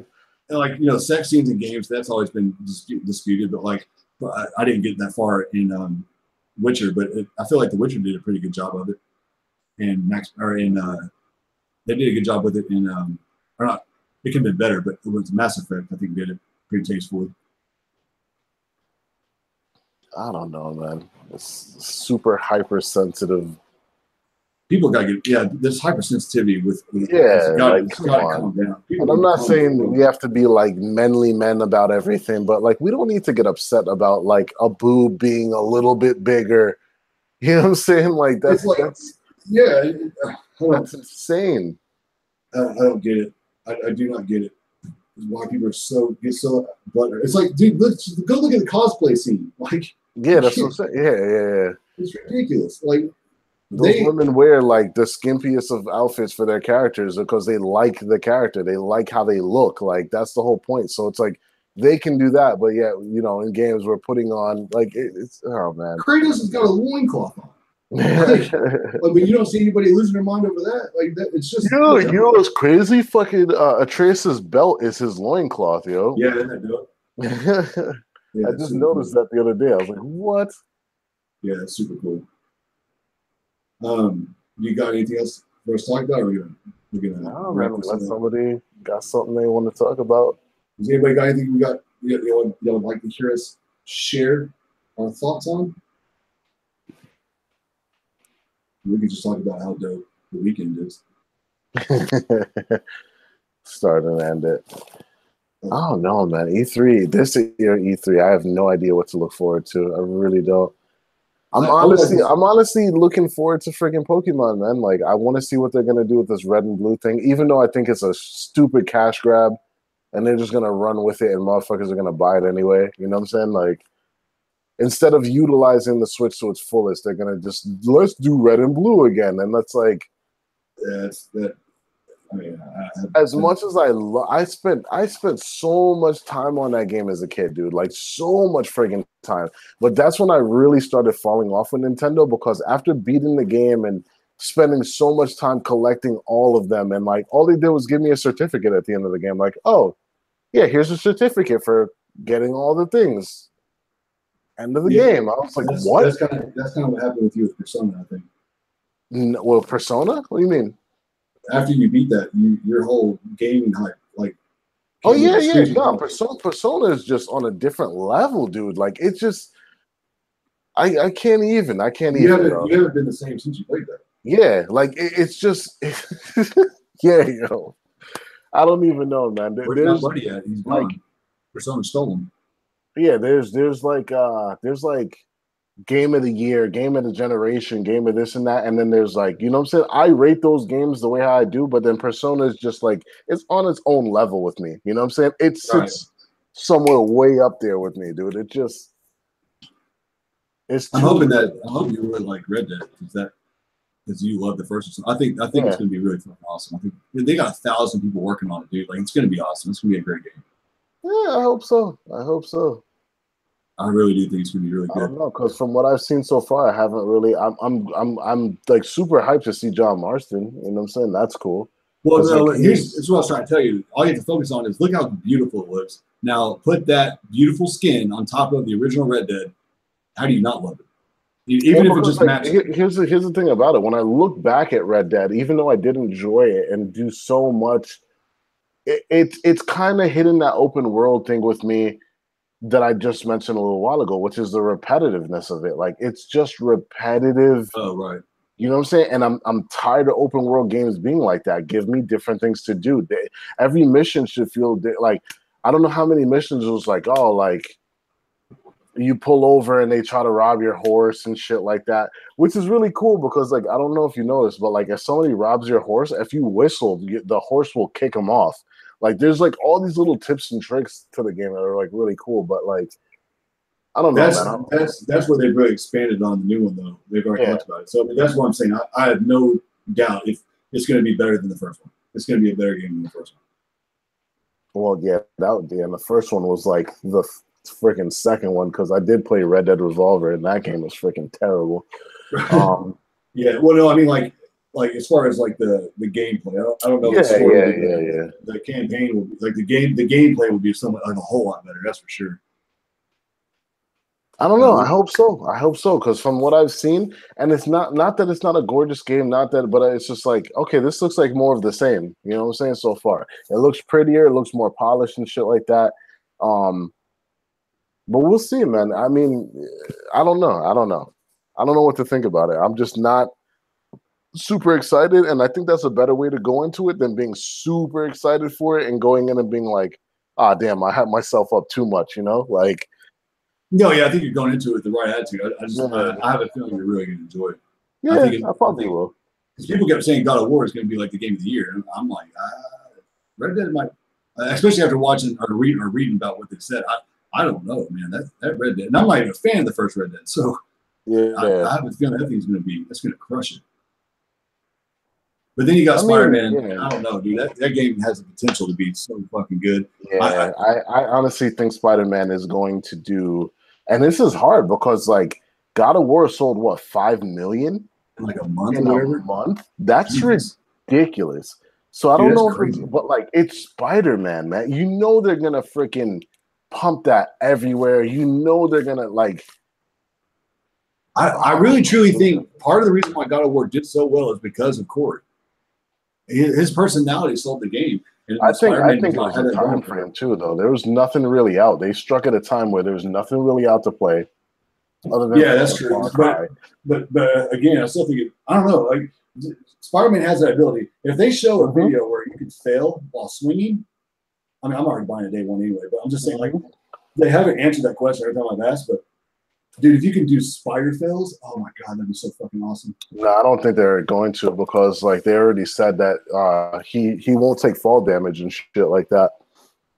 So I'm pretty sure. So I wanted to like swing into a pole on accident and just see him get all fucked up like that. I think they said he could swim though this time around. I'm not sure because all the other Spider-Man games you couldn't swim and shit. So I don't know. I don't know. I still think it's gonna be.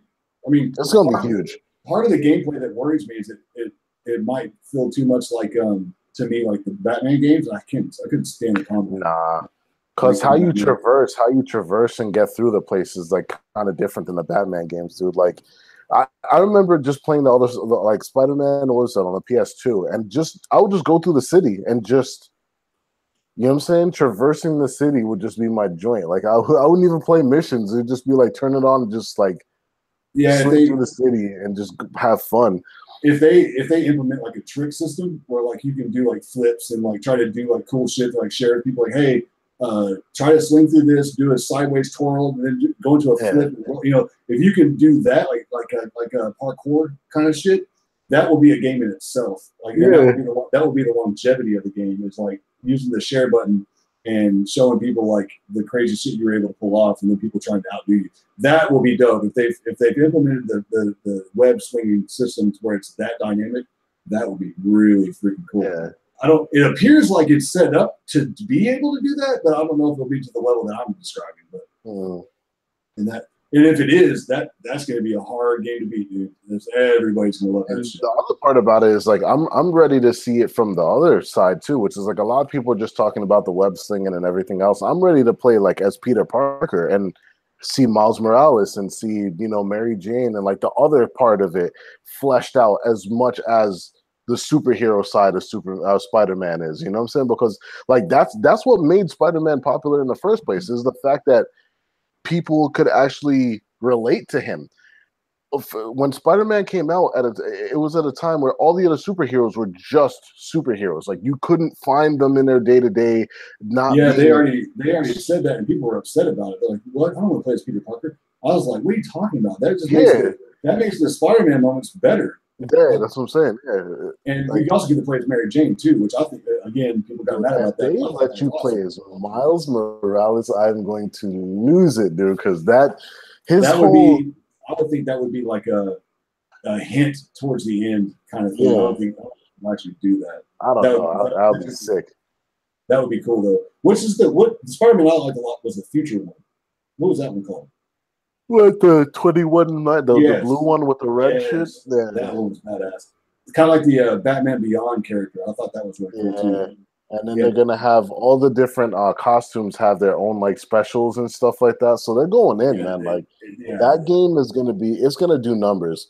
I don't know if it could do God of War numbers, but I think it should. I think it will.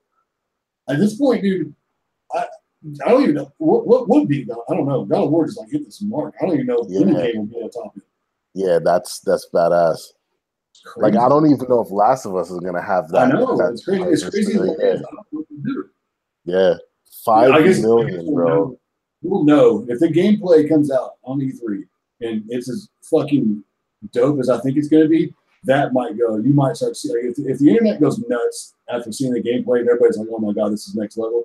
Then we'll get an idea if they'll beat it. But Yeah. if it looks more of like the same, just like with really badass graphics, I don't know if it should do well because I mean the first one did really well and no one even knew what it really was. You know what I'm saying? It still did what it did. And like over time, so I've seen so many people that have never played the game before, played the remaster. Like people are just getting around to the game now, so it's like it's still fresh. You know, like when it's so. Yeah, I don't know. I don't know. I thought for sure Last of Us was going to beat it until I saw those numbers come out. Then I was like, oh shit. Yeah. I don't know. Like that's you can't. You know, Kratos has been around for a minute, son. There's been a lot of people that have left and not played the last couple of ones, and you know that's. Oh, this is wild. So I don't know. I mean, Yeah. I don't really care either way. I mean, I just hope that Last of Us gameplay is absolutely, dude. It's gonna be fucking amazing. I just think that's just. I just got to see violence. I got to see them step up the violence. If they and which they've already kind of more or less shown. I just want to see it in gameplay. I think it's going to be. I think it's going to be so much more violent. Like it's going to because and just the way how the trailer was and how people reacted to that was. Oh my god, it's too violent. It's too this. Because can you imagine gameplay wise then? If that was like a little. Dude, I'm gonna put you like this. If that level of violence is in the gameplay that I get to control, I'm gonna play that game. I'm gonna quit gaming. It ain't ever getting better. I'm just gonna quit. Be done. I'm gonna retire. Shit has got me so hyped, dude. Like I can't even fathom what it's gonna feel like 2 weeks before it drops, and I'm gonna be losing my fucking mind, dude. Somebody, who was it that said it? I think it was Garuda. He wanted to rent out a movie theater to play it. And that's a really good fucking idea. That's really cool. That's a really cool. Good idea. But the problem is you'll lose all the graphic fidelity. Because that shit's going to be in dynamic 4K and it's going to look glorious. So the experience in the theater would be badass, but I'd rather just experience it in 4K HDR at the house. Dude, that day is gonna be friggin' ridiculous. Like I don't care what special edition they come out with. I don't if they have if they have a PS4 Pro special edition, I'm getting like it's I'm starting to lay away now. It's gonna be a problem with that game, dude. Like that. I can't. But I'm saying there's so many heavy hitters left, bro. Like which is why I was mad that you said what you said about E3. No, but I just don't want to rehash of the same fucking E3. It don't matter. Dude, they can come out and say, look, to be honest with you. I don't want the same E3, bro. Like, I've dealt with that same E3 for 2 years now. I'm ready for some new hotness. Julie, I know you. This is what Sony could do. And you and me both be like, dude, we'd be having fun. They could come out on stage and go, fuck the bullshit. Here's the Last of Us gameplay. They show it. And they go, yeah. And they walk off. And I'd fucking lose my mind. Yeah, we don't need to see nothing else. That's all I need, dude. That's all I need. Also, I want to just see what they're gonna do with the future of things. You know what I'm saying? Like they better have a little bit of, they better talk about VR. That's first and foremost. Like they have to talk about VR and what they're gonna do with that because I feel like it's just sitting in the water right now. Like they're not doing much with it. Well, if you don't, do you subscribe to their YouTube channel? Because they constantly dropping trailers for VR games, and I get excited. Yeah, on their YouTube channel, which is great and all, but like what are they behind? What are they pumping up on commercials and stuff like that? Like, I need to see more. Yeah, I mean, it's hard with VR and all that, but as far as like the way I look at it is like just with the titles that I know are coming out for it, I've more than got my time out of the money I spent. So even if it dies off, I've got my money's worth. So I don't really care, but because I've thoroughly enjoyed the VR, but I hear you, and I think they will. They'll do like a well. I want it. Like they need to figure out how to implement the whole movie thing into the VR thing by now, and like because it's more than just for gaming, you know. And that's more what I wanted it for than the gaming was more of media and things like that. Because that's not so much on Sony. The apps are already there. If you go into the free part, I was looking at them today. They have the sports and all that. It's all there. Problem is the technology on live action is trash for VR right now. And so it just doesn't look good. So that's not them. Pumping out some more stuff like that. They can't control that though. That's the industry themselves. Yeah. they can't control how the quality of live action is terrible in VR. So I don't know about porn. I haven't watched that, but maybe if that looks fine, then maybe we'll just have to wait a little longer. But for right now, as of right now, the live action in VR is trash. That's why I don't care to see it until it's more ironed out. But yeah, like I don't think I would be holding out for any kind of like new hardware, like a mobile, anything like that will be. Well, you seen the dude come out the other day and tell her that, like, yeah, they're definitely looking into the mobile, and everybody jumped to the whole handheld, thing. And I'm like, well, they could just be talking about cell phones, you know what I'm saying? Because that's more money. And why? Yeah, and they wouldn't have to produce the hardware. Everybody already has the hardware. I'm telling you, the best way is to implement the cloud, dude. Just put PS Now on your phone, or let you stream your games to your phone with a cool little. I'm not for that streaming stuff, sir. Well, but that's what even Switch is having to do that because they just can't. That's the only way to do it. Yeah, I'm good. I'm good. I'm not into services, man. I'm not into service-based game. I'm not. And no, I'm not saying charge you for it because you don't. You just. I don't really care how it is. I'm not into service-based. Like I don't support that shit. I don't support it with Microsoft. I don't. No, what do you mean? Because you're buying it on the PS4 anyway. You're just gonna be able to play it on the go. That's what I'm saying. Like that to me. That's okay. Yeah, that's all I'm saying. Because they already had it to a certain degree. It's just like making it more widespread. You said PlayStation Now, so I was like, well, because it would use this. It would use the same servers and so yeah. That's all I'm saying because people you can do it now on like certain Android devices. All they really need to do is come out with some kind of cool mobile controller, and then now you're good to go. I mean, that to me that's all you really need. That would be badass, and then you can sell a lot more because everybody already has the phones to do it. So that's what you need to do. That's the best solution. You beat the Switch that way. Like that, because like you're not gonna you can't play God of War type of game on the Switch. So you're saying you play God of War on the go, like on your phone, like that's dope. Like fucking do it. No. I just hope they do something because it's like, the Japanese market is definitely into mobile, and I think the Switch is doing all right. If the Switch had more games and steadily, like it would be doing well right now. But like, and then not to say that's doing bad, but you could see the slow decline because of the drought. Like, there's just nothing. They came out with like Hello Kitty Racer the other day. There's nothing really like. I don't know. Based on people on Twitter, you think that's like the God's gift to gaming is that console. Yeah, no, there's nothing going on there right now. That's why the sales are slowly declining, dude. Slowly declining. Until Mario comes out or Smash comes out, you're gonna see a slow friggin' decline because there's no people are already over Zelda and Mario. You know what I'm saying? Like you dropped your hottest. How long has the Switch been out? A year? Yeah, and it's starting to dwindle down a little bit. But there's nothing. They came out with Tropical Freeze the other day, like another friggin' port. Like no one, it's all right, you know what I'm saying? But nah, like I'm glad I don't give two fucks about that goddamn port. Yeah. I don't. There's not like I have zero ambition to get anything. I have to see that Pokemon game, but then it's like when I was a child, I didn't care about Pokemon.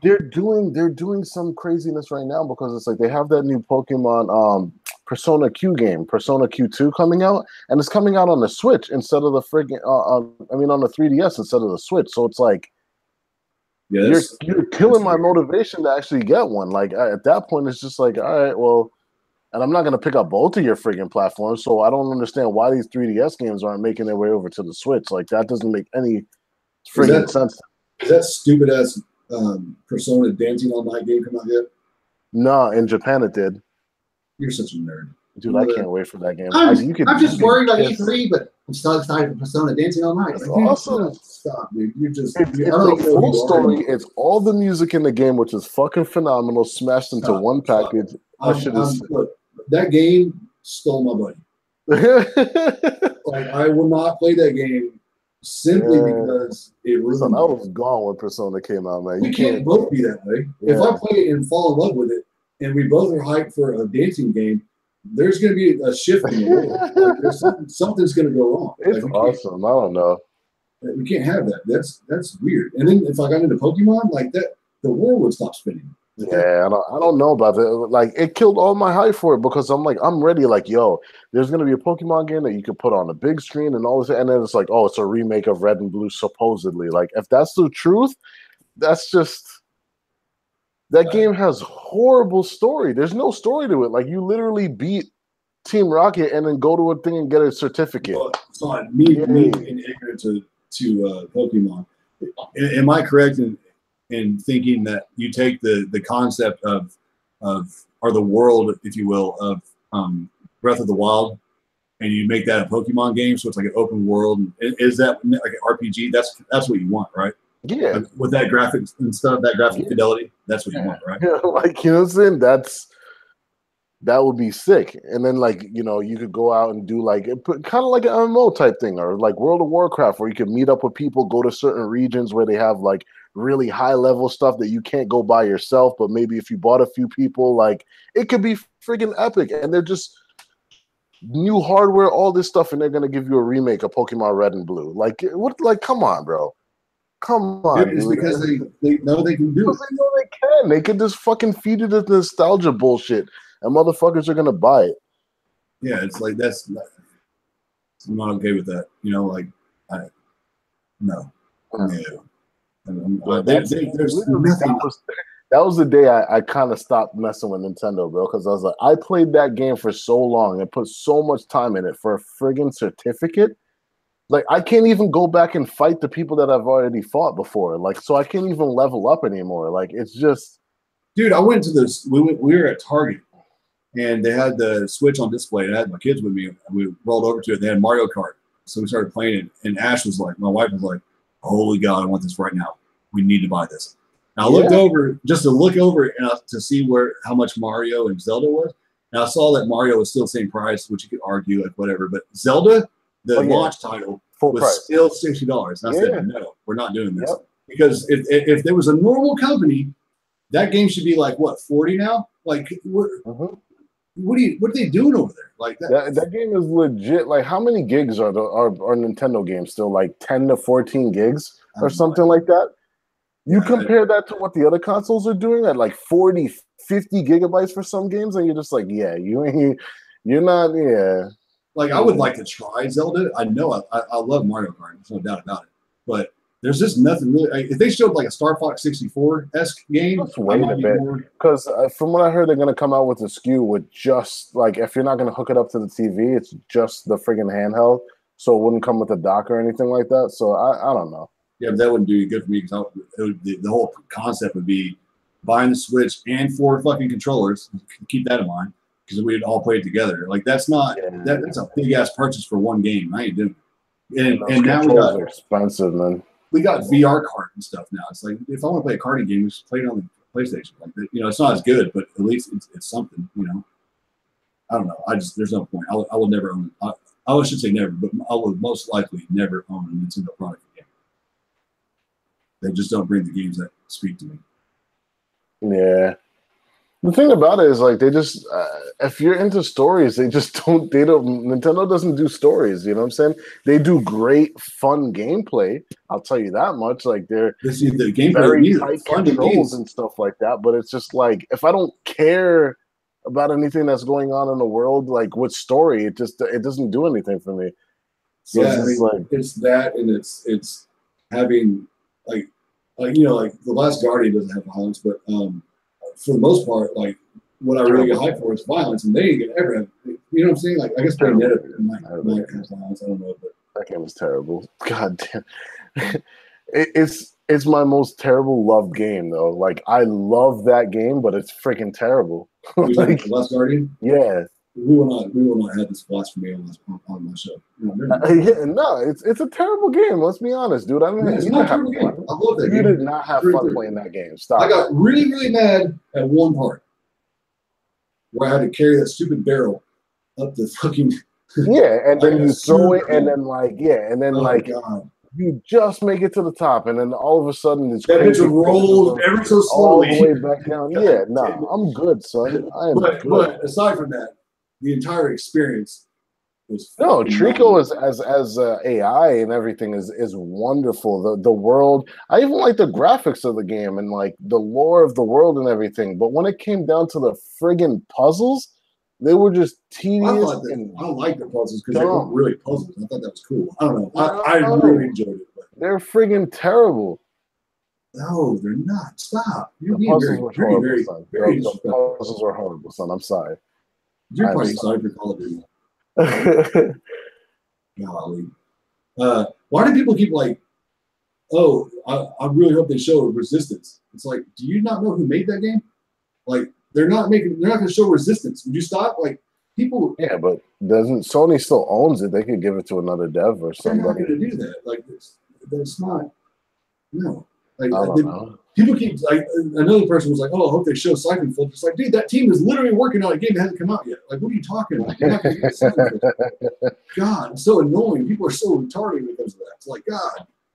Oh, these are showing Jack and Daxter. Like, no, they're making The Last of Us. Like, what are you talking about? They're not going to. People are weird, man. I God. hope they show friggin' some craziness. I don't know. Whatever. Like Like, at this dude, point, how much what do you you want said them to before is do? right. Yeah, how much? Yeah, they don't have any more devs to really make stuff. But Here's what the problem is: you're needing Sony to take up the slack of everybody else, and that's not fair. Like you're wanting Sony to drop all these games that you would be getting on another platform. Like you just, it would be nice if they drop some retro stuff, man. Like you know what I'm saying? Like they there's already. some old Sony games that I want to see come back for sure. Well, we do. But Well, we do have that blue, whatever the fuck, their new remake. So whatever that's going to be, that would be badass. Whatever that is. So keep that in mind. So we do have one. A lot of rumors are saying it's SOCOM, which would be nuts. yeah, that's what I'm saying. Like they definitely a new multiplayer game. Like yo, SOCOM. If that development team remakes SOCOM, I don't think that's what it is. That's too huge. But if that's what it was, oh my god, that place would come down. Like you're talking about showing The Last of Us Part 2 gameplay and a remake of SOCOM, the fucking crowd would go insane, dude. Yeah. That would be like next level hype. I don't think that's what it would be. Sony's stupid for not doing that, but that's what. But if that's what it is, They gotta bring something, man. They gotta bring something. Well, what else would it be? Because they said it's a much bigger project than what the Shadow of the Colossus was, and that was a huge project. So what's bigger than that? There's not very many titles that are bigger than Shadow of the Colossus. I mean, SOCOM is up there because that would be extremely challenging. You have Siphon Filter, the trilogy, or whatever. There's like 6 games. So you have that. That would be pretty hard. What are some other bigger titles that is in their catalog that they could remake that's harder than Shadow of the Colossus? What would it be? I don't know. I think Twisted Metal, it could be that, but that would be a dumb move. I don't think that sells very well. Yeah, no, Twisted Metal ain't gonna do nothing. Yeah, so I don't think that's it. They don't own the rights to Tin Shoe, so it can't be that.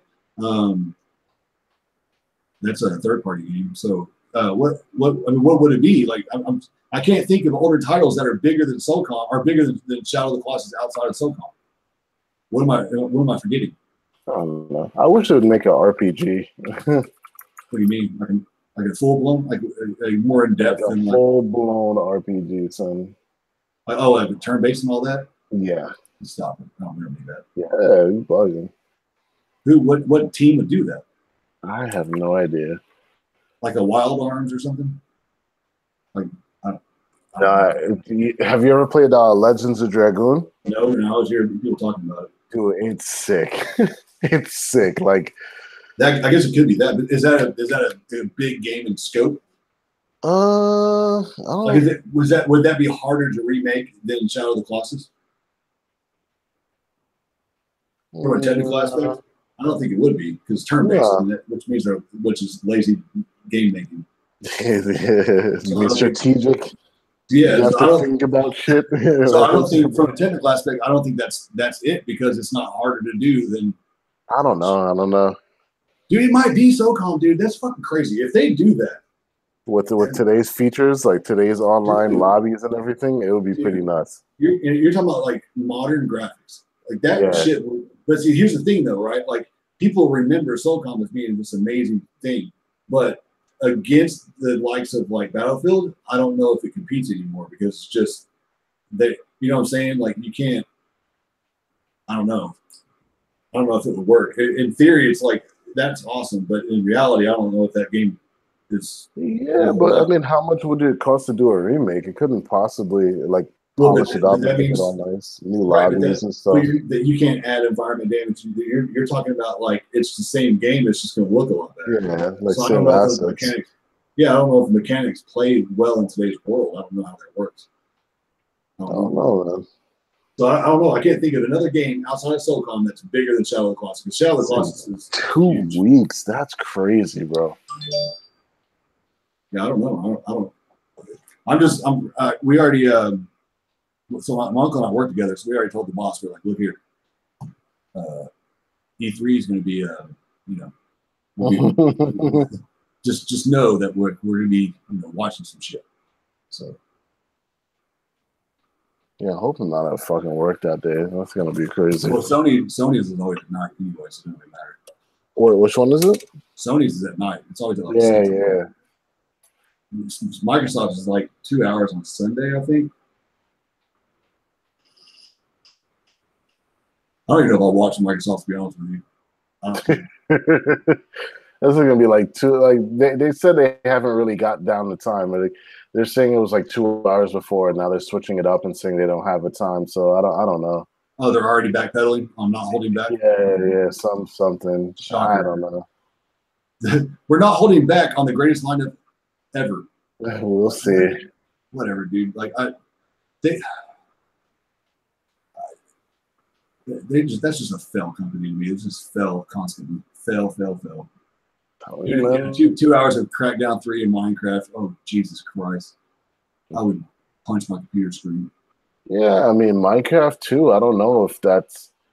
It'll probably still do really. Yeah, if they came out with like a Minecraft 2, that'd be cool. Yeah, but the genius behind that game doesn't even work for me anymore. So. Yeah, but the whole team is still there. I don't know how you improve. Should be. I don't know. How do you improve on that game over the likes of I don't know. Fortnite's new hotness? So you got to recreate. Yeah. I don't know how you do that. Like that's crazy. It's like Minecraft was Fortnite. If you think about it, like Minecraft had that level of success, and then the next one that did it was like, I think it was Fortnite on that level. It's probably Fortnite. Right? Well, and I guess PUBG as well, but. I don't know. When the hell is PUBG going to fucking to PlayStation? They had that whole deal, so it's gonna be a while. Yeah. And by the time it comes out, I mean nobody's gonna care anymore. I don't think people care about the game anymore anyway, do they? Freaking Fortnite, dude. Yeah, I don't think. I mean, I don't have a look, but I would imagine that it's not even doing very well on PC anymore. That still does numbers. It still does. It does decent, but it's not Fortnite. Yeah, I don't give two shits about that. No animation ass having game, no weight having ass game. People don't understand. Like weight plays a huge role in games, dude. Like if your game doesn't have weightiness to it, I ain't fucking with it. Period. Yeah. Jamal's asking about Rage 2. Oh yeah, I talked about that on the last one when I did this by myself. Rage 2 I think it looks really, really good. It's a day one on sale for me. Like it looks like just enough of like Mad Max with a hint of whatever else. That I played the original one. I just never beat it. I just played it, got a feel for it, and turned it off. But this one looks pretty cool. I don't know. I need to see more of it, but so far it looks pretty interesting. I like the characters and stuff. It seems like it's got a lot of flavor to it. Jay Goss says Fortnite is killing it. If you think about it, Sony doesn't really need PUBG. Yeah, it's just I don't know, man. Sony don't give a fuck. When that game gets out of preview, they're just gonna sell it. They don't care. They're just gonna make money. It's crazy because you never know what's gonna be that new hot. And it's been a while too. Like since Call of Duty came out and Call of Duty was like that go-to, it's been a while to dethrone that thing, man. But like, who would have thought friggin' this colorful, weird little game would be like the new hot? Like this is like, I don't know, but if that's the way gaming's going, I'm out. It's always been like that though. You never know who is gonna be on top. Like it's just. I mean, thank God for Sony because. I mean, think about it. Like if you were to pay attention to other platforms, you would think single player is dead. But Sony keeps proving that the single player is not dead. And so with quality storylines, right? I mean, Nintendo does the same thing, but they don't have quality storylines. So, like, you know, if we didn't have PlayStation out there pushing the envelope with storytelling, that shit would be dying off. Everything will be multiplayer and shit right now. I would be done with gaming 100%. I wouldn't be playing anymore. So, I mean, yeah, I can't do just multiplayer for sure. Yeah, I don't know what. I mean, I don't know how. What I don't know. I can't even begin to think about what's going to take the place of Fortnite's going to be running for a while. I don't think that thing ain't going to. I don't think that thing dies before the end of the generation. Dude, because no, hell no. Well beyond that, bro. Because I was telling everybody from the jump, like, Fortnite has what PUBG doesn't have. Fortnite can do wacky, zany, whatever the fuck it wants to do, dances, all this. PUBG has to be serious military shit. That's why everyone likes to play it, is because it's based in reality and it's all this strategic shit. Like, so you can't put dances and, you know what I'm saying? It just, you could go like it limits itself. With it. You could take, in my opinion, with PUBG as a trial, like a server or whatever. You could try to take it like to a Mad Max level where it kind of gets a little like it's more mature, but like more sexualized, goofy. You know, like peeing on people. Like you can go kind of extreme with it and see how that does. Like you can get cars with like spikes on it and run into people and like, you know what I'm saying? Like you can go that level with it and see how that's received. But yeah, they're gonna have a hard time beating Fortnite. I don't know. Because like that's what I'm saying. Like, look right now. The hottest thing right now is Avengers, right? Avengers just came out. It's breaking records. It's the biggest thing right now. And then they're just like, okay, cool. We just add Thanos into our fucking game. Like, and so it's opening up to this whole audience that are just like, oh my god, I love that movie. Oh, Fortnite, a hot game out, just has this nigga in it now. So it's like, oh, I could become like, their marketing is so spot on, man. It's so good right now. Yeah, it's like I said, that game is not going to die off before the end of the generation. It's not happening. It's constantly changing. It's constantly changing. They took the Rocket League. That's all they did. They took that approach, and then I think Fortnite's even starting to kill Rocket League, which is crazy because they're wildly different. But that games as a service, they're doing it the right way, and I feel like they got that from Rocket League. That's basically what they've implemented. Mm-hmm. Same exact thing. Because like Thanos and all that costs money, you got to pay for that. And of course everybody bought that. They have a John Wick character in there, like which is completely disrespectful to John Wick's character, but whatever. They could do. I mean, Punisher, Wolverine, they can do all. There's so much to do in that game. Oh yeah, and people will pay for the skins. Oh yeah, people will pay for them. If I like that game, you best believe I would have bought that goddamn John Wick skin. Yeah. So they know what they're doing. Yep. I mean, yeah. So I mean, that game ain't dying off anytime soon. And hats off to them. They're doing a stand-up job. I just wish I liked the game because I cannot stand it. Yeah. Like the biggest Twitch streamer right now is Ninja, and that's all pretty much what he plays is Fortnite. You know what I'm saying? So it's just like not only is it watch that dude play. not only is it top played, it's like one of the top watched, dude. Like people are really just on it, man. Celebrities are on it. You got Drake playing and all types of craziness. Like it's just huge. Jay got. I don't even know if they had to.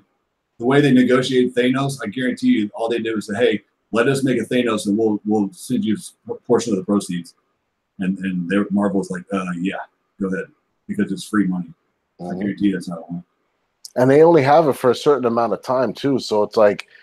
You get all these people so hyped up, and then they're like, "Yo, we gotta play this before it goes off." Blah blah blah, and like they're in it, like they're doing it right, dude. They know exactly how, and the game is free.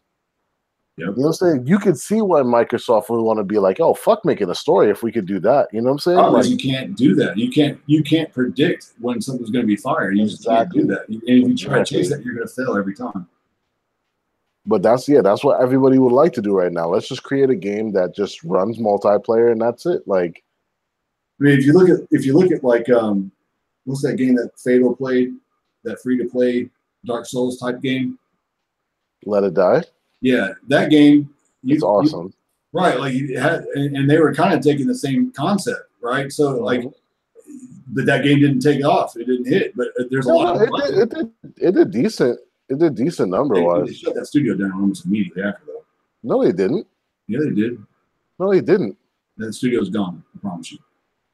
Dude, Let It Die just came out on Xbox like a couple months ago. Like that Dark Souls game? Yes, Let It Die, the one with this. Oh, you know what? I'm thinking of the other one. Sorry, I'm thinking of David Jaffe's company. No, they did extremely well on that fucking game, from what I heard. Oh, okay, fair enough. I was thinking of the other. I was thinking of the studio behind what's the name of that game? It's David Jaffe's new game, Drawn to Death. That's what I was that that's another dude that was like really good back in the day, but like just felt like that game.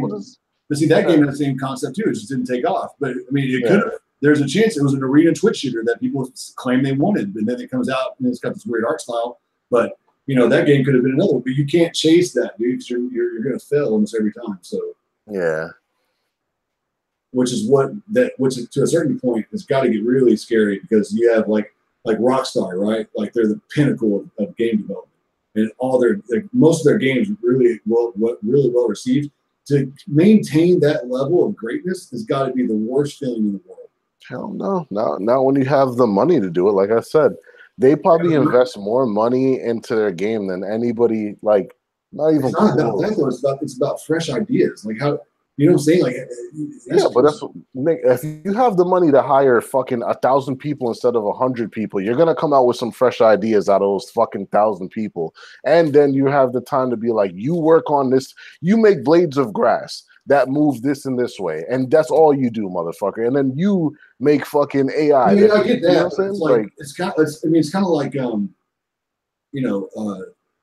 Last of Us Part 2. Like, look at the pressure that's on them. Like that's gotta suck, dude. Like, you know what I'm saying? Like, that's gotta really suck. I mean, yeah, but and here's the thing with Naughty Dog, it's pressure to really beat themselves, dude, because they're it's crazy. Like that's gotta suck. Yeah, I mean, they brought in some. I mean, I guess you do have a point because they brought in top level talent. They brought the writer from Westworld on. Yeah, that's what I'm saying. So I guess in that regard, they're making more money, so now they could produce better. You know what I'm saying? Like they could put more money into it. I'm pretty sure the money that they made from the first, like they're putting, because the first time they made that game was like, okay, cool, we're making a brand new IP. You know what I'm saying? It could be hit or miss. Like they probably put a lot of money into it, but like not as much as they're gonna put into part 2. Like they're probably gonna go, dude, it's way overboard on part 2. And the other thing is like, I was asking folks, I don't remember where, why, who, but I was asking, is the new standard 30 hours, right? Like, I mean, it seems like that's kind of the direction that they're kind of going in. So, but which I don't know, because like I honestly thought that like God of War kind of dragged a little bit at the end. For me, like that's your decision though, because you chose it. It's not that long if you play straight through. Like if you just play the main quest, it's not 30 hours. But but I'm saying I wanted to level up though, so like the fights would be whatever, you know what I'm saying? So right, but that's your choice. That's what I mean. Like The Last of Us won't be like it's linear, so you won't. A 30-hour linear game is long as fuck. That's what I'm saying. Like I don't know if 30 hours should be. I don't want to play a game for 30. Even the original Last of Us, when it got to the end, I was like, okay, cool. I'm glad that it's at the end. It was like 15 hours my first playthrough. That's what I'm saying. I think that was about really right. Good. Like anything more than that, I think they try to fill it with stuff, and it's just not necessarily like if you got to think outside the box a little bit, but like if they have more open sections where you can do more intricate looting.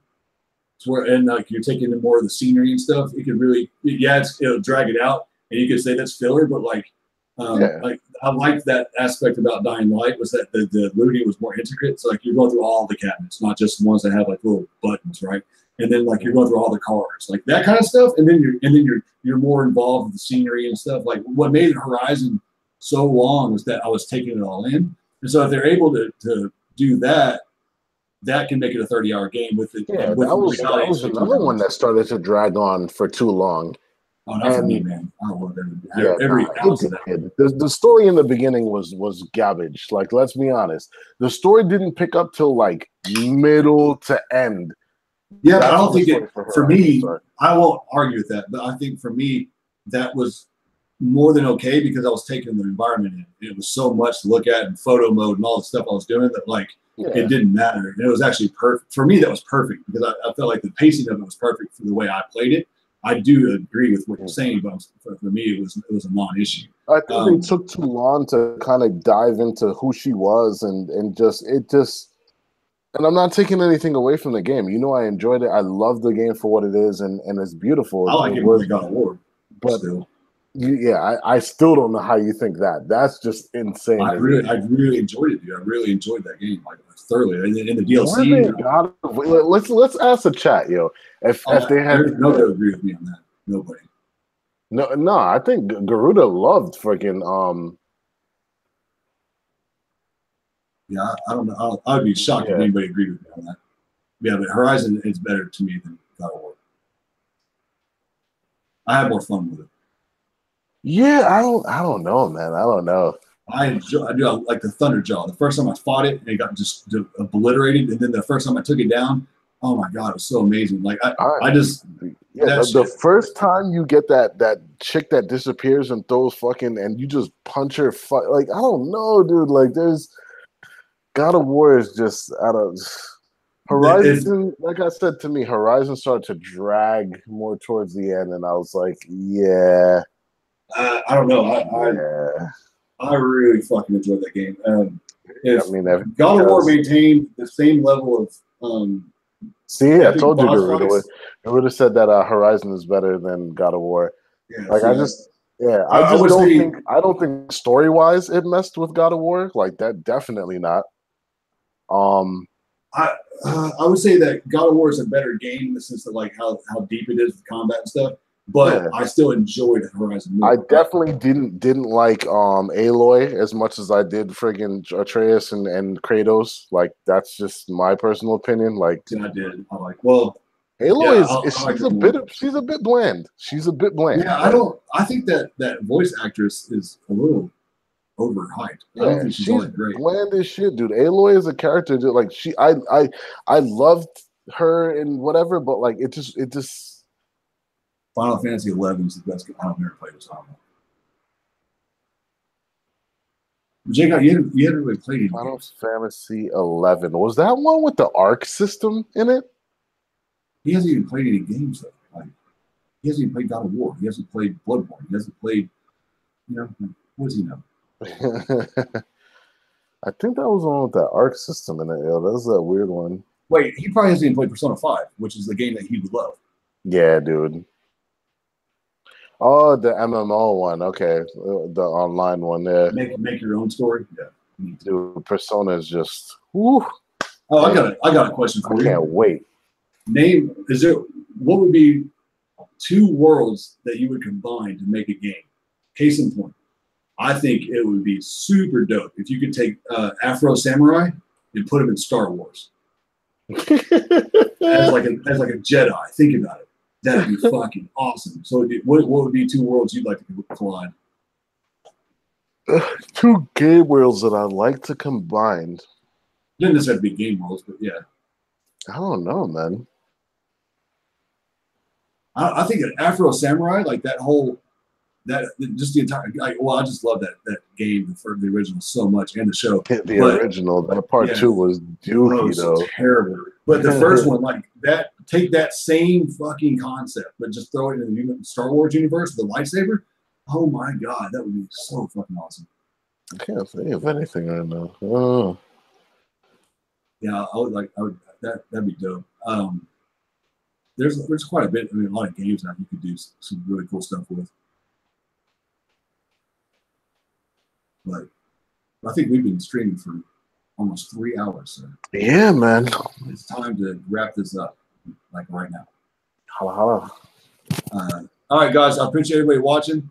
Hopefully, I'll do this again at some point. Yeah, with some more people. It'll be cool. Let's invite some people next time. Get Garuda on. Shit. True. He always has good stuff to say. Right. All right, guys. I appreciate y'all stopping by. I'll holler at y'all next time.